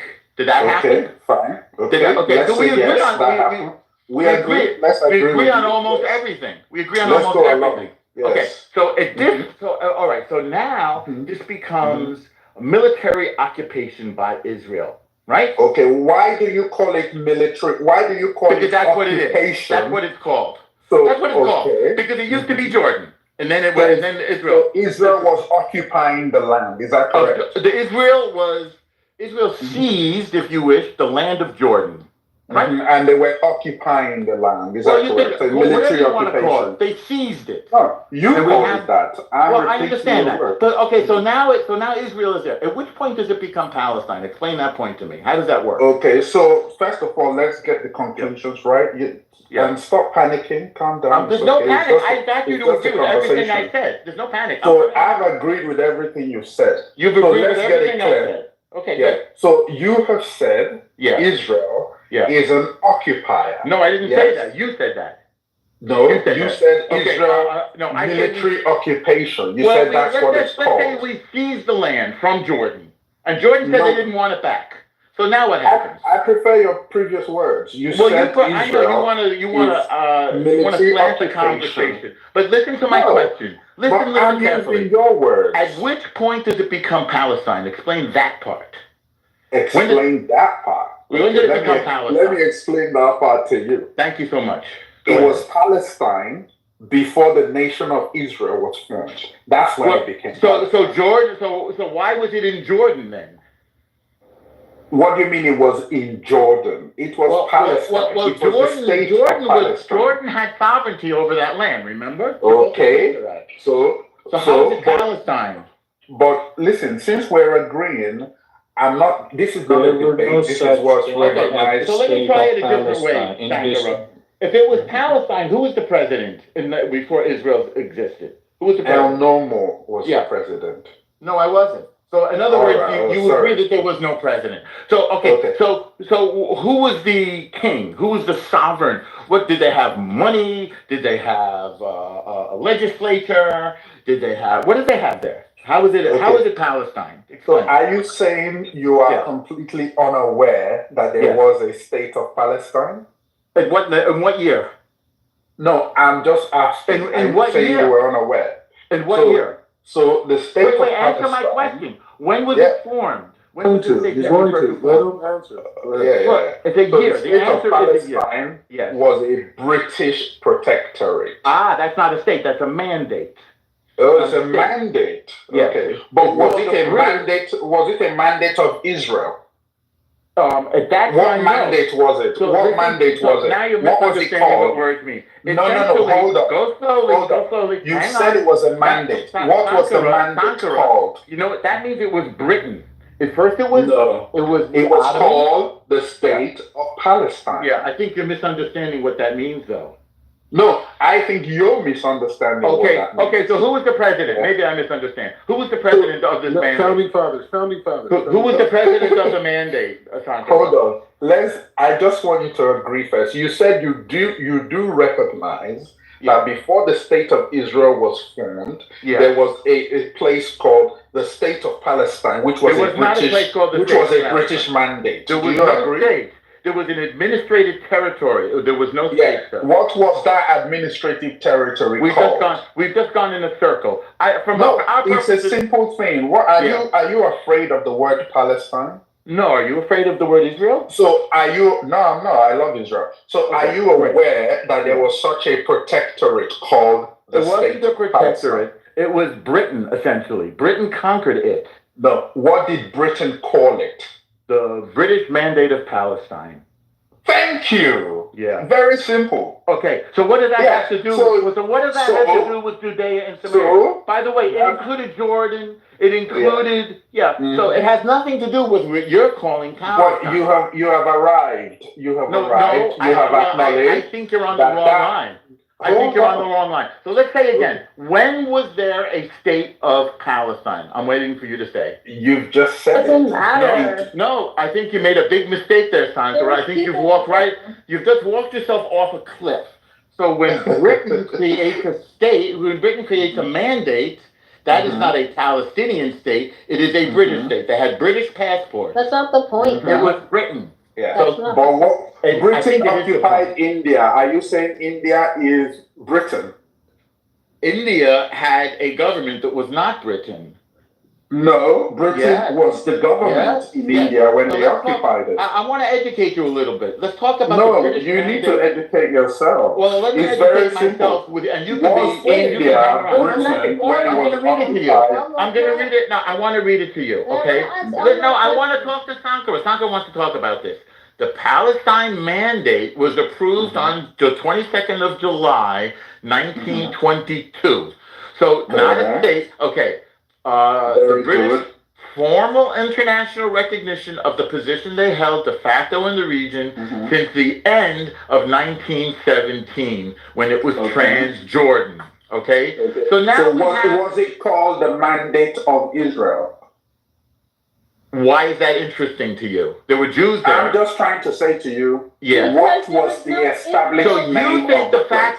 So you think well, Israel has always existed. So you think that the fact that the British called it Palestine made it a Palestinian state? This is a serious misunderstanding. No, that's not what makes it a Palestinian state. Okay, so tell us what makes it a Palestinian before the British occupied it, it was already Palestine. Okay, who was the president?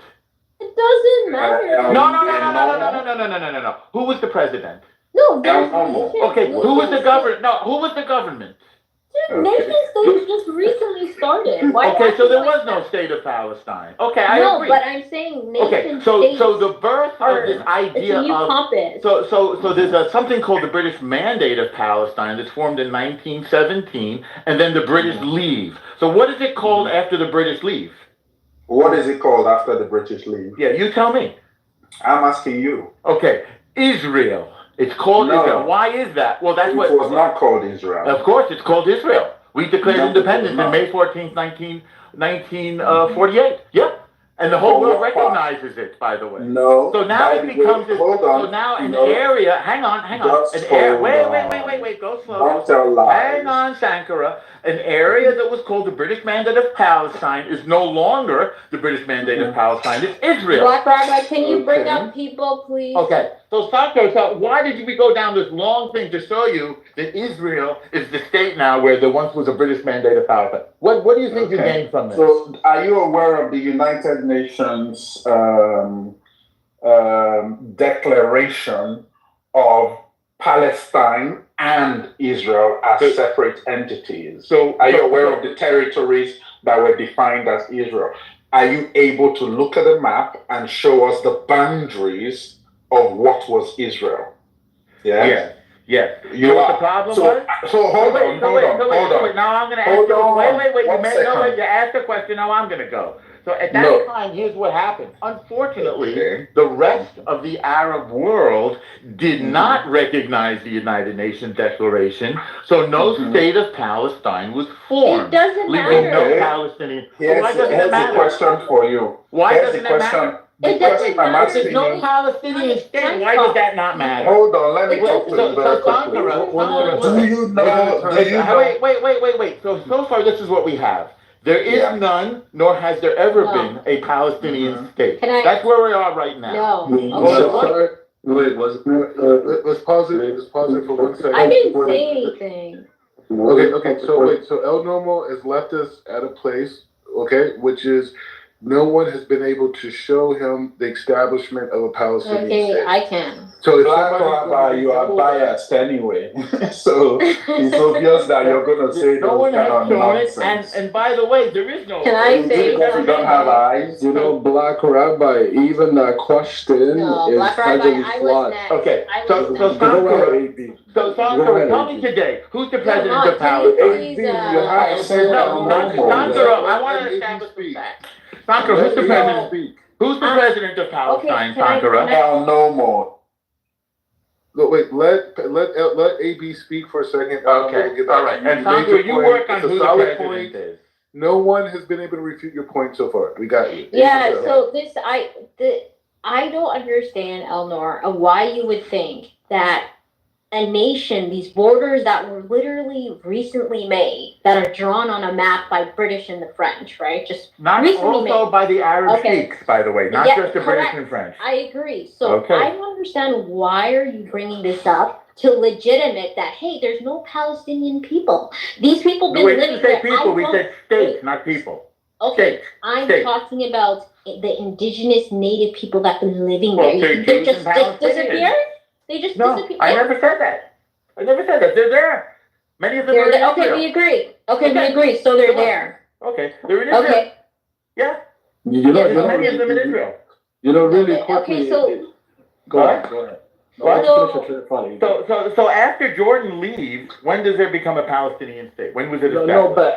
No, there's territory. There's Palestinian territory. So it's not a state, but territory. That's internationally recognized. Yes. As territory. When did it become Palestine? I'll tell you when it became Palestine. All right. Well, Jordan leaves, and then what happens? Jordan leaves in 1988. His whole question is heavily flawed to begin with. It's a flawed nonsense. No. In 1988, they elected himself. Sankara, but you've agreed with me. Hold on. You've agreed with me, Sankara. No, L, just 1 second. So you keep asking, show me the state of Palestine. Correct. Pre the British mandate or whatever. There was none. So no, here's the thing though. There's the 1947. No, just 1 second. Just 1 second, guys. I wouldn't even begin to answer such a question. Okay. That's what I said. Al, just 1 second.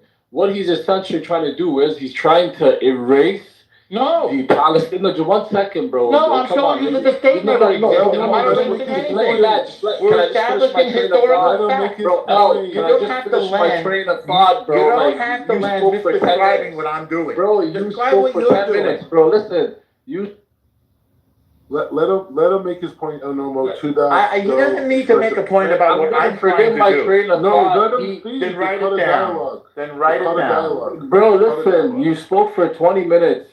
Make your point, don't make my point. We let you speak. You didn't let me do anything.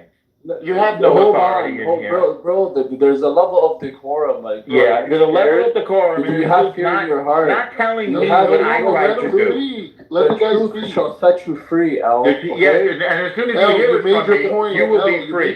Palestine will be free when they. Bro, this guy is, he is so biased, right? His question. Just make your point quickly. I'm not gonna make it quickly. I'm not. Make your point quickly. Okay, then leave the room. Let him also leave the room. I'm not gonna leave. You leave the room. Then make your point. You are a terrorist. Make your point. You are a terrorist. You make your point. Terrorist. I'm not gonna make my point. Make your point. Okay, next speaker. Rabbi, I'm not gonna stop talking. Next speaker. I'm not gonna stop talking. So you are gonna make your point. Okay, good. No, I'm not. No, Rabbi, this guy does not shut up. Bro, are you?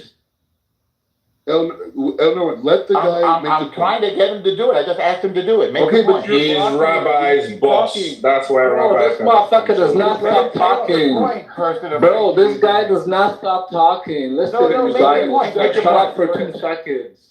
Make your point. Go ahead. Listen, relax, bro. You're not monitoring. I'm super relaxed. I'm chill as a chill pill. No, you're not. You keep make this bro. stupid point. Are you honestly retarded? Are you retarded? I'm just running out for you. Is this guy seriously autistic, bro? Make your point. He doesn't stop talking. You made your shut up for a second. You're done. Shut up. You have no. Are you gonna shut up? Are you gonna shut up though? You have no point to make. Go ahead.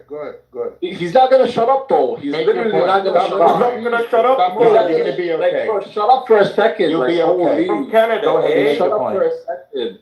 Go ahead. So the thing is, bro, can you shut up? So the thing is, stupid fucking lying. Bro, just shut up, bro. Yo, bro, can you guys put this terrorist on mute? God, I can't believe I'm even engaging with a terrorist. Crying, you are a terrorist. You're a pussy. You support a terrorist. You're Zionist. You're a pussy. You are the scum of the earth. You have no point. You just want to I do have a point. But you keep interrupting me. And bro, listen, this is not Israel. It's not Israel. You can't No, it's Rafa. Come meet me in Rafa. That's where we are. Go ahead. Up he left. Goodbye. Nice talking to you. He did a great job.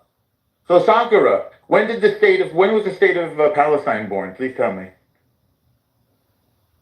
What year? Who was the first president of Palestine, Sankara? Listen, Mr. El Nino. Shall we say it was Yasser Arafat in 1964? I'm not answering your question. How about 1964? No. Well, I'll answer it for you if you don't know. Just say you don't know. 1964. The first president of Palestine was Yasser Arafat, who's from Cairo, by the way, in 1964. No. Yes? No? It's Sharon in 1871. You missed it. Okay, tell me again. Sharon? Yes. Okay. Aaron Sharon. Say again? Aaron Sharon in 1871. Okay. Aaron Sharon in 1871 was the first president of Palestine? That's correct. Okay, let me look that up. I never heard of this before. And then he was followed by Benjamin Netanyahu in 1972. So you're trolling now because you lost. Oh, all right. Okay. You have no argument. Listen. No, I want to look up this guy. Wait. I want to look you up. What's the guy's name? Sharon? What's his first name? Aaron Sharon was former president of Israel. Calm down. You don't even. You're defending a place you don't even know who the presidents are. Who was the first president of Palestine? You said Aaron Sharon, right? Oh my goodness. 1871. Okay. His mental health is real. There is no Aaron Sharon. I guess you made it up. So there you have a great answer as to what Palestine is. It's made up. It's a made up fantasy. And you made it up, Sankara. If you have the capacity for a little bit of silence, let me just walk you through. Well, do you have the capacity for a little facts? I do. That's what I'm about to give you. Okay, so who's the first president? Let's start with that. The first president of Palestine. Go. Okay, don't ask me questions. Don't ask you questions? Why? Because you don't know the answer? So there are a few. Listen, we're just having a conversation. Just conversation, and the conversation is when was the state of Palestine? The question is, when was the state of Palestine born? You're going to tell us now. Go ahead. So there are a few international things that are very clear. Okay. And they have been affirmed. Absolutely. The state of Palestine was born in what year? What year? Okay, good. What year? Mr. Black Rabbi, I know you're both working together. Stop muting the stage. Show your boy. Okay. What year? Imagine big gulag me instead of having this motherfucker. What year was the state of Black Palestine Rabbi born? gulag me while this guy kept on interrupting me. Okay. Don't cry about it. What year was the state of Palestine? No, I'm not going to stop talking. I'm going to make my point. You're going to shut up. Sure, go ahead. Make your point. What year was the state of Palestine born? Don't interrupt me. See if you know. See if you know. No, don't interrupt me. If you don't know, say you don't know. No, 1 second. Your question is heavily flawed to begin with. Why is that? Hold on, bro. Just go on mute. Just tell us why it's flawed. Can you go on mute for a second? So you can't answer the question. Do you want to have a constructive conversation or not? I don't think you're capable of it, frankly. Bro, when you speak, we let you speak for 10 minutes straight. Oh, you didn't let me do anything. You don't have any power in here. Can I speak? Here's what we should do. You ask me a question, and I'll ask you a question. Question number one is, why are you afraid of this question? I'm going to make a point. Can you go on mute? Bro, listen. Why are you afraid of this question? Black Rabbi, listen, he gulagged me because you kept interrupting me. Right? So go cry to him. Write a letter. Just 1 second. Write him a letter. 1 second, you fucking terrorist. I'm going to nick you a Twitter. Bro, you are a fucking terrorist. I'm a big crying victim. Victim. You are a fucking Wait, so when was the state of Palestine formed? Tell me that.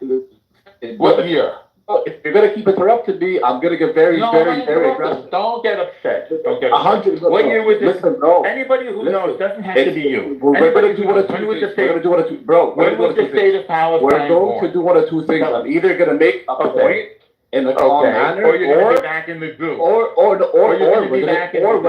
we're going to keep interrupting. For a person who keeps talking about the point he's going to make, I think we're starting to think that there's no point. You keep fucking talking. It sounds like you have no point. I could be wrong, but it sounds like you have no point. Like, you don't shut up. Well, I asked you a question. Can you just go on to my question? No, you didn't ask me a question. I wanted to make a point. Okay, so the question stop trying to mod the room. I'm not modding the room. I'm asking a question. You are trying to mod the room. No, I'm not. You are trying to mod the room. What year was the state of Palestine born? Tell us that. Listen, bro, listen. I'm going to make a point. Okay. Go on mute. Can I just make a point? So you go on mute? First answer the question. Then you make There's a level of decorum, right? Yes, a level of decorum. That's right. Conversation go back and forth. I think I do. Interrupting though. I think I do. Well, so if you, I'm going to bake you some cookies so you feel better. Is that all right? This guy's, bro, you look like a whole fucking Baki boy. Then you're not going to, then you're not going to. You look like a fucking Baki boy, bro. Would you like me to, I can make you a sweater. Talking about making me cookies, bro. Well, I want you to feel better because you're crying. I'm gonna do like myself. You're crying. You're crying like a little bitch. You're a Baki boy. Look at your PTR. You look like a faggot, bro. You legit look like a faggot, bro. He's interrupting me. You're a faggot.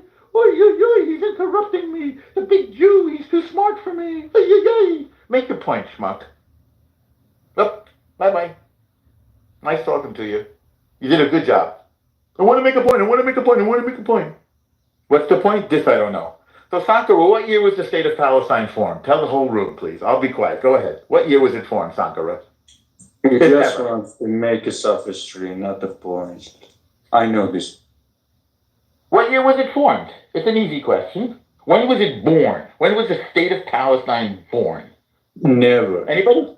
Never? Show it to me on the map. I can see Brother Alonso in the audience. Brother Alonso, see how you can't answer obedient the black rabbi is. You can't answer it for yourself? When his masters are operating. Do you not know? Isn't that a bit of a personal attack? Doesn't that show that you've lost? Sankara, you were able to talk. I can see that. So what year was the state of Palestine born, Sankara? Show us. Because I'm mystified by your claim. But maybe you know facts that I don't know. Tell me. Go ahead. Sankara, are you there? You know what? This is what I'll say. Your silence tells me that the answer is you're afraid of. And maybe the state of Palestine was never born. Is that possible?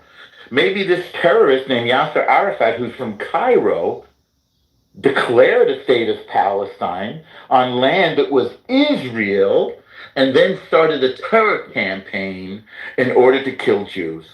That's how we see it. Do you see it differently, Sankara? Knock, knock. Anybody home? Sankara, what happened? Sankara just lost. Sankara, you lost. You lost, yeah. It was so easy. You're a loser, Sankara. You ask two little questions and the whole thing goes out the window. What a bunch of cowards. This is why you have no state.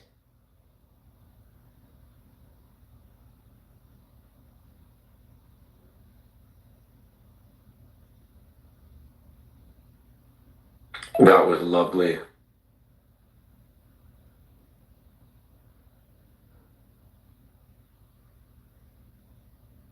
What happened?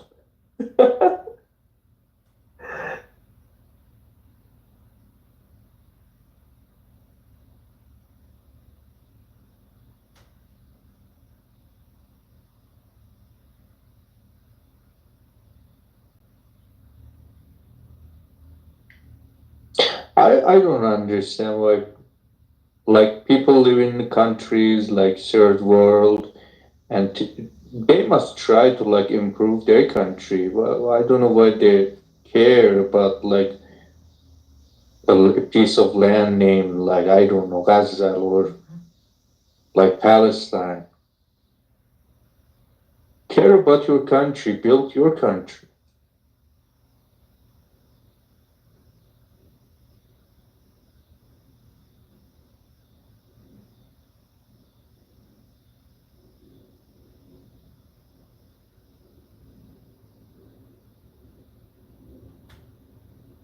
Oh, hey, the black rabbi. That's you on the news channel.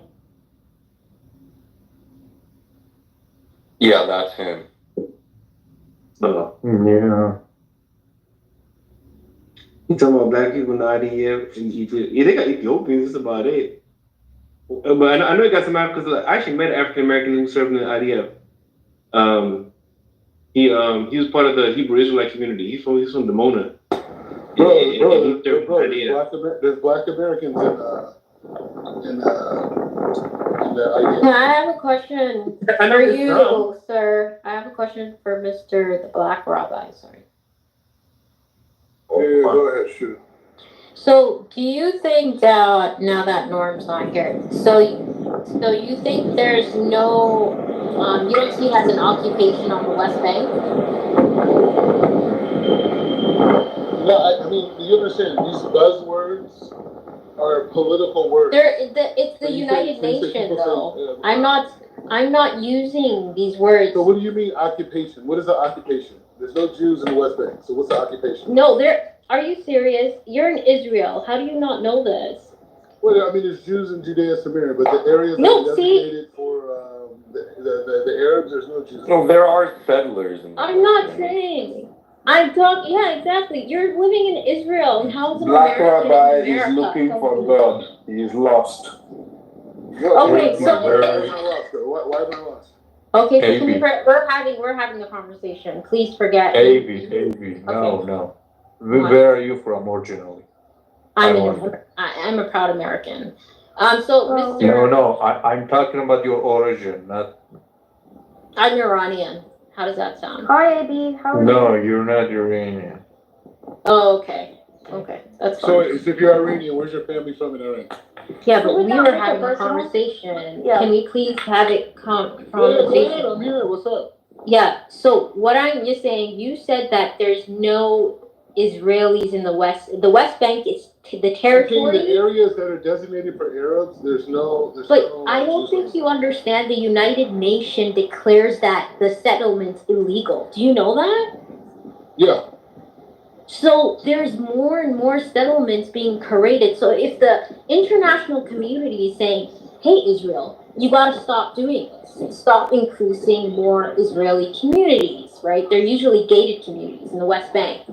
They keep bringing more and more and more people. Does that promote peace or does it promote more? Why do you care? Can I just, one moment, whose background is that? Okay, so this is my thing. Wait, sir. Obviously, on these certain areas, people that exist in the Israeli government and cabinet do not care about international law. So we just need to move past that as a litmus. Wait, so hold on. Can you please mute when you're not? Is it okay, brother? Thank you so much. Yeah, so to AB's point, right? So this is what I was trying to bring up in the other room, AB, right? There has been an increase of hate crimes and violence against Jewish people that live outside of Israel, right? And AB, you mentioned this in a room before, and it was a really good point where you said we need to separate Jewish people from Israel, right? Because not all of them live there, and not all of them support them, right? We know many that don't, right? Noam Chomsky, Norman Finkelstein, and so on, right? So the nation state needs to be separate from the religion, correct, right? So AB, here's the thing. If Jewish people feel unsafe in all the other, because there's been an increase of hate crimes, right? In America, in Canada, in the UK, everywhere they live. Now, my question is that not going to make them play into Netanyahu's hand and then flock back into Israel? Because the truth is that, yes, they might look like settlers and evil and racist, but they might be more safe there, right? And that might play into Netanyahu's hand, and that might expand Israel. AB, what are your thoughts on that? What do you think about that? But why do you Netanyahu is a great man. Like, this is a very interesting thing. Okay, we're not trolling here. I'll drop you, Abe, if you keep trolling. Go ahead. Yeah. What I'm saying is, it's an interesting thing when Americans or people from the West talk about Netanyahu, right? Netanyahu does not determine the direction or outlook on Israel, but rather he is a spokesperson for a coalition of various political parties that have created a cohort here, right? This is Israeli policy in general, right? Whether Netanyahu's here, whether it's Bennett, whoever the person is, this is the reality of the situation. Another point is that Jews believe we are supposed to be here in the land. That's the reality. We don't believe we should be in these nations anymore. We should be together. You've been always in the land, and that's fine. Jews can. No. It's something different now. What we're saying today is that we need all the Jews back into the land because we need a collective consciousness for a new era, right? So that's where our focus is now. So we want all the Jews to come back to. We want all the Jews to come back. A lot of Palestinians. The problem is, Rabbi, is that the issue is why other Jews around the world that've never been to Israel or Gaza have more of a right than Palestinians that have been living there their entire hundreds of years. How does that make sense? Okay, but you know what? At some point, like a little disclosure myself. Before I converted to Judaism, my parents were Muslim. And so I grew up in a Muslim home. I understand it. I traveled to the Middle East. I made Hajj in Mecca, the whole thing, right? So I get it. But the problem is Muslims don't have enough courage to accept that they've had failed leadership. People like Yasser Arafat and all these other people who lived in this regions have been stealing money, playing the Palestinian people, using them as proxies for their particular agenda, right? And that's the issue. The issue is not Israel. The issue is not America. The issue is failed Arab leadership. Right, I think she left, and yeah, go ahead. Yeah. Yes, well. Are you old enough to use this? Okay, one moment, brother. I'm gonna drop this troll. 1 second. I'm gonna drop this trolls, and then there you could go. Okay, no, thank you, appreciate it. So earlier I wanted to really chime in, but we had this one very, very aggressive Israeli who kept on interrupting, and he posed a.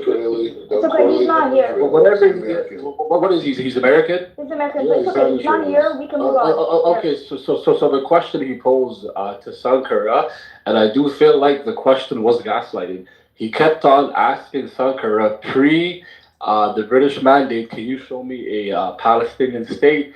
And I kept saying, bro, that question is invalid to begin with, because essentially you're trying to wipe out any traces of Palestinians in the land with such a question. And then towards the end, he literally said, okay, you guys can't show me that. So that shows perhaps that Muslims, right, literally built, they made a state on, Israeli land. And that's exactly where he was headed. Right? No, so the thing is, right? So the thing is with Palestinians, right? And here's the thing, right? The inception of the modern state is fairly recent. So obviously you're not going to have a Palestinian state be the British mandate. You're not.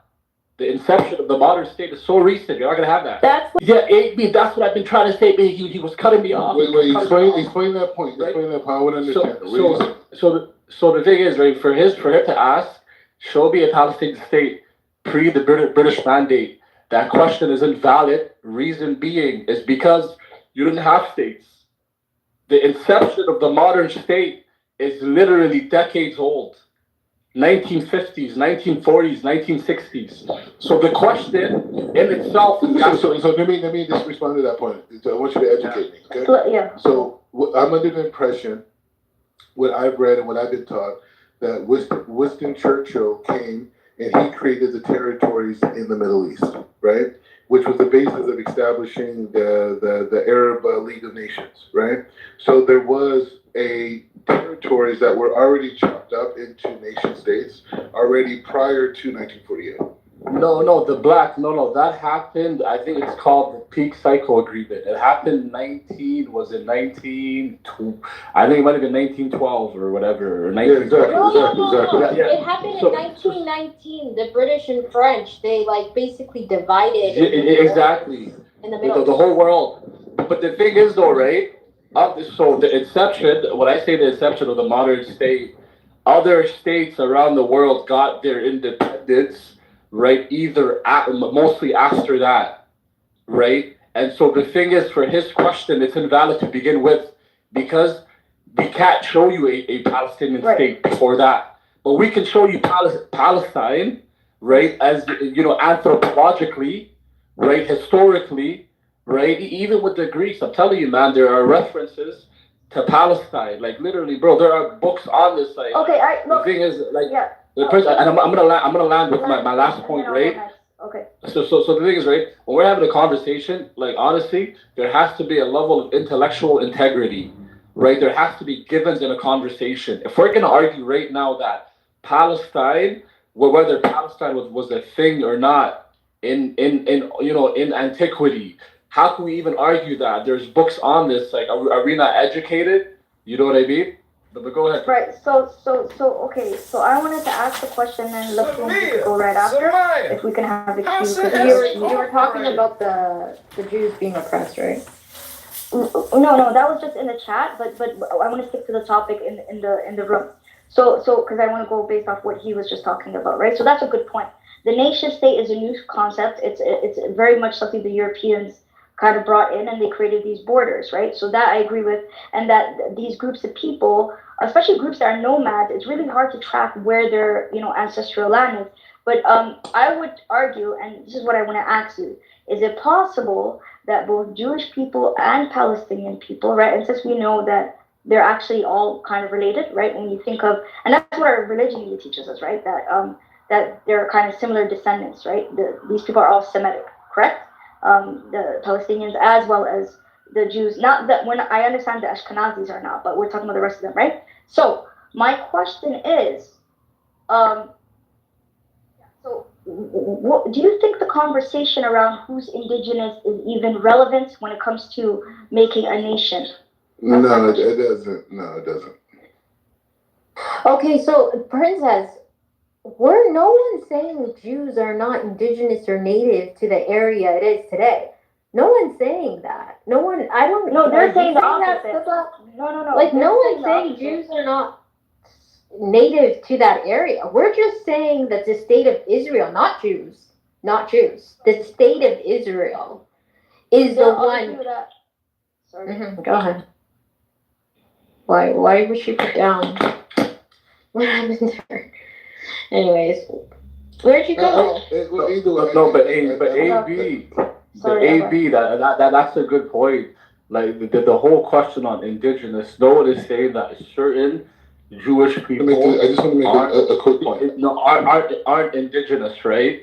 Literally, the whole topic is on occupation and black rabbi. How can you even reject AB's point? Like, bro, there are literally, like, bro, the UN speaks about this, right? He denied that there's settlements. He didn't even. There are settlements. No, I didn't say there weren't settlements. Do you agree? Do you think is the West Bank occupied? Can you tell me that? Yes or no?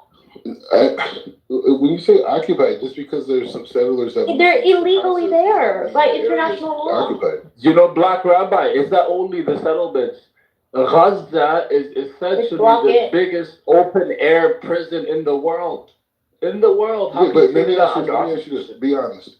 If you were Israeli, how would you deal with the situation in Gaza? I would create peace by doing a two-state solution. That's what I would do. Okay, but the Palestinians. But they tried. Two-state Exactly. solution. No. So listen to this. They rejected the two-state solution over and over again for years. Let me say this point. I would reject if I was Palestinian. Why would I do that? Why would you reject? But what did you just say? There's a million Palestinians. Wait, just 1 second.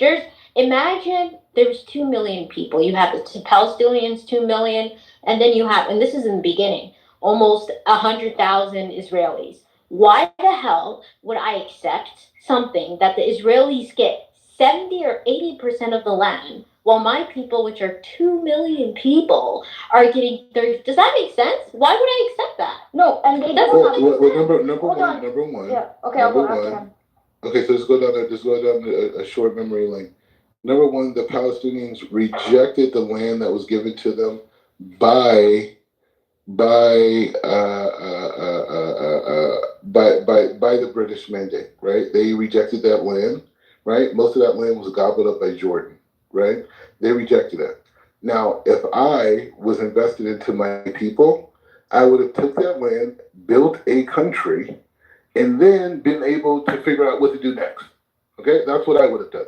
Now, when you say I don't want to, that's in hindsight, though, right? That's in hindsight that you know what I mean? One moment. No one thought a genocide would happen today. Yeah, you know what I mean? Exactly.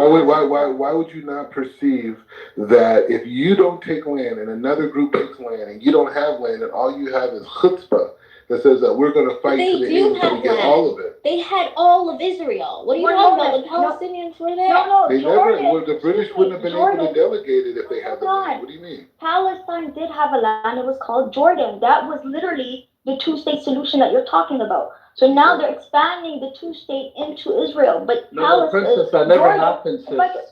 Just one moment, please. If I can just land. Yeah. Then correct me on what I'm saying is wrong. I don't have issue being wrong. Correct me on it. But the way it was taught to us, and here's the problem: a lot of the stuff we're being taught, misinformation or disinformation. For example, we were taught that Hitler was the one that wanted to kill Jews. Netanyahu now says that the Grand Mufti of Palestine was the one who told him. Where did this information come from? Because none of us knew. No, I knew it. Did you know information? Did you know that? The Grand Mufti and how he conspired against the Palestinians. Honestly, he was. That's not what I'm saying. That's actually new information. Thanks for telling me. I didn't know that. What Netanyahu said that Hitler didn't want to kill the Jews, that the Grand Mufti told him to. You have ever heard this in your life? Yeah, I haven't heard that there was a.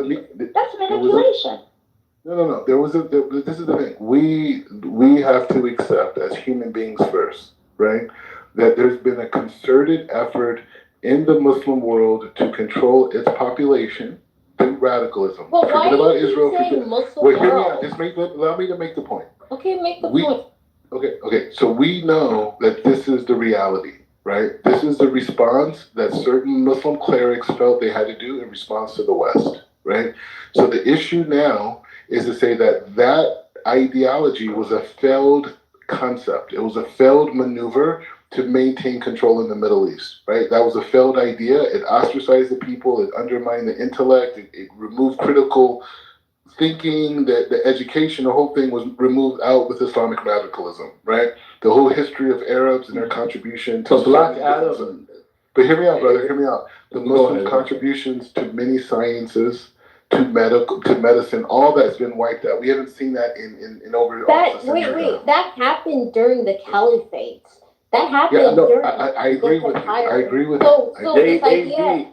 So wait, just point on one Islamic second. radicalism. Guys, exactly. No. Point is, please, can we mute everyone for a moment, please? Right? We need to let everyone land because I don't want to follow. She just said something I've never heard. I didn't finish what I was saying. Brother, that's what I'm trying to say. Let him finish. When he's completely finished, then move on to someone else. She just said something that blew my mind. Go ahead. Okay, so what I'm saying is now is an opportunity for Muslims to have an open dialogue about what Islam is, what Islam isn't, what can be understood as Islam. All these things need to have an open forum, right? This is a time for revolution for Muslims, right? You can take your countries back. You can establish infrastructures. You can compete in a first world economy. You can give your young children that are 5, 6, 7 years old right now in Muslim countries around the Middle East. You can lobby for them to get the best technologies to be a part of this first world economy of innovation through technology. That should be the focus, not Gaza, not what's going on with Israel and this whole dynamic. No, how do we use this chaos to our benefit, to benefit the young Muslim kids to have a better opportunities than the prior generations. And that should be it. That's beautiful. First of all, just saying that there are many Muslims in America and around the world. They're very educated people. I'm doing myself. Some of the most educated people in America are Muslims. Yes, and majority of the professors in my college in software engineering are Middle Eastern people from Iran, from all over the Arab world. This is literally in college. So Muslim people are educated. We do contribute to society in every single field. So it's not about, we need to put, the problem with you black rabbis, you put religion. Your lens is coming from a religious background. We ain't talking about religion here. I'm trying to communicate with you using definitions that are defined by the international community. So unless you remove yourself from that box, and actually start talking through those definitions instead of religion, we're not going to be able to understand each other. Yeah. Okay, AB, 100%. I totally agree. So Black Rabbi made an original point. I don't remember the original point, but I wanted to address this point on Islamic radicalism. And that's the thing. I feel like it is like number one, right? I don't think it's fair for you to tell me as a Muslim what my community should have as their priority. That is like you can't speak for my community, I'm not right? Brother, no, but I just 1 second. No, because you said Muslims should focus. Yeah, you said Muslims should focus on this, that, and the third. I'm a Muslim. I know my community should focus on, right? But the thing is, your point on Islamic radicalism, it is like, bro, like it is difficult to engage when you're using right wing tropes, right? Bro, come on. Just 1 second, bro. Please, Black Rabbi, please, but bro. I've been wanting to jump in. Yeah, it's not personal. It's wait, bro, can I tell you why that's please, bro. I've been wanting to rebuttal you for a while. So the thing is, right now, because like you used Islamic radicalism and whatnot, and how Muslims have been using that from time, right? Like that is so rich, right? Imagine America has killed off 3 million Iraqis. 3 fucking million Iraqis, right? America was the reason why ISIS became a thing. The Taliban. Bro, like, the thing is, right, it is rich for you to lecture us. A lot of the radicalism and even actual Western academics hold the same view, right, is literally because of America and the Western hegemony, right? Israel is the biggest terrorist state, right? So the thing is, bro, all I'm saying is when you use words like Islamic radicalism, don't like, obviously when you get like a certain reception and pushback, it's expected. You know what I mean? But we appreciate the Black Rabbi being here and talking and sharing his views. So thank you for being here. And everyone else too. Princess, can I just say to the Black Rabbi, right? Wait, hold on. The Black Rabbi. No, Anthony, just let him go. No, Anthony, you can go after him. Anthony, Stop. Anthony, Yes. you can go after him.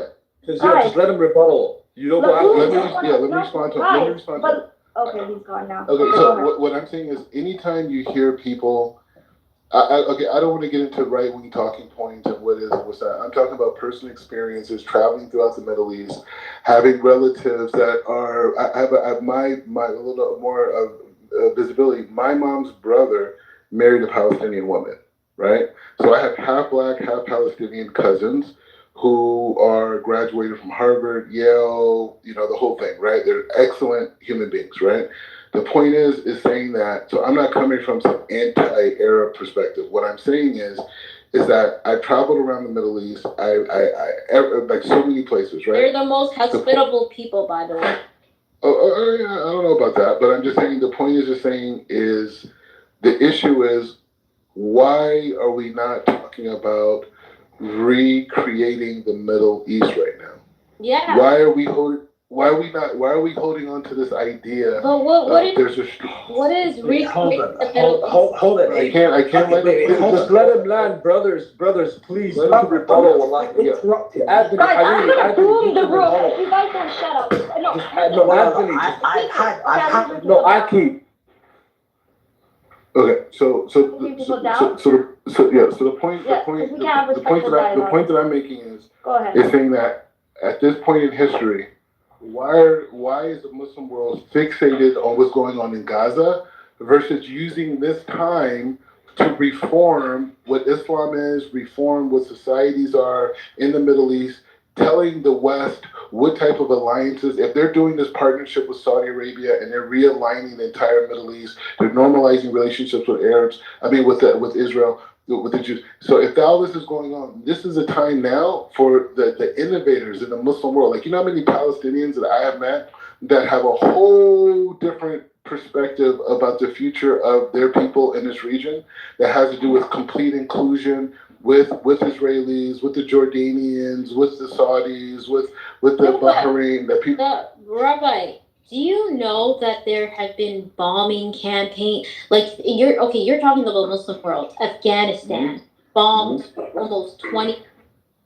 From Syria, what's happening in Syria right now? What's happening? 400,000 people were killed by Mahmoud Abbas by his own hands. But what I'm trying to tell you is that the Arabs actually tried to bring down those leaders, the Arab Spring. But guess who interfered?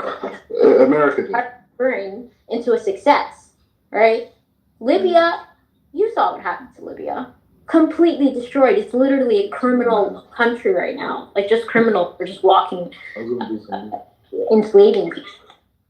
But I'm just saying that you have to understand the frustration that. Now you guys have to be revolutionaries right now. Let me know when it's my turn to talk. Okay, Anthony. Now is the time for the Muslims to be revolutionaries. What does revolutionary mean to you? Can I get a revolutionary? You know what revolutionary means? Is being able to take over and show real leadership for the Palestinian people, show real leadership for the people of Jordan, show real leadership for the people of Syria, the real leadership for the people in Iraq, real leadership. People in Iran. I wanted a chance to speak, so go ahead. Thank you. Right after I speak, then I want to give a chance to 81 to get back up, and then Anthony is right after. So that's the order. Anthony, you're second. Okay. Thank you. All right, so I just don't want the screaming and the personal attack. Let's keep it like just based on facts, right? So so I was watching a video with Dr. Cornel West. He was on Glenn Lowry. I will post it in the chat, at the top, okay? And I wanted to hear you guys' opinion on this.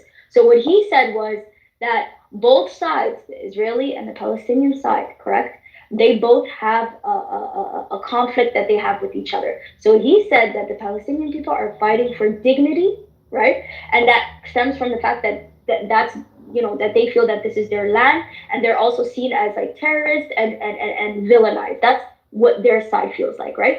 On the other side, though, with Israel, they have a fear of security, right? And they're in the Middle East. You have surrounded by all these different different countries that have their own conflicts, right? Hamas, and we're talking about Hamas, not the Palestinian people, right? Because that's the group that we're talking about, Hamas. That's the leadership. They are feared even in Jordan and several other areas as well, right? So my question then is, how do you see the way Dr. Cornel West, right, was able to frame it that way? That one side is fighting for dignity, the other side has this fear of security. And by the way, before anyone says just the Israelis are the only ones, no. Kenya also has the same fear.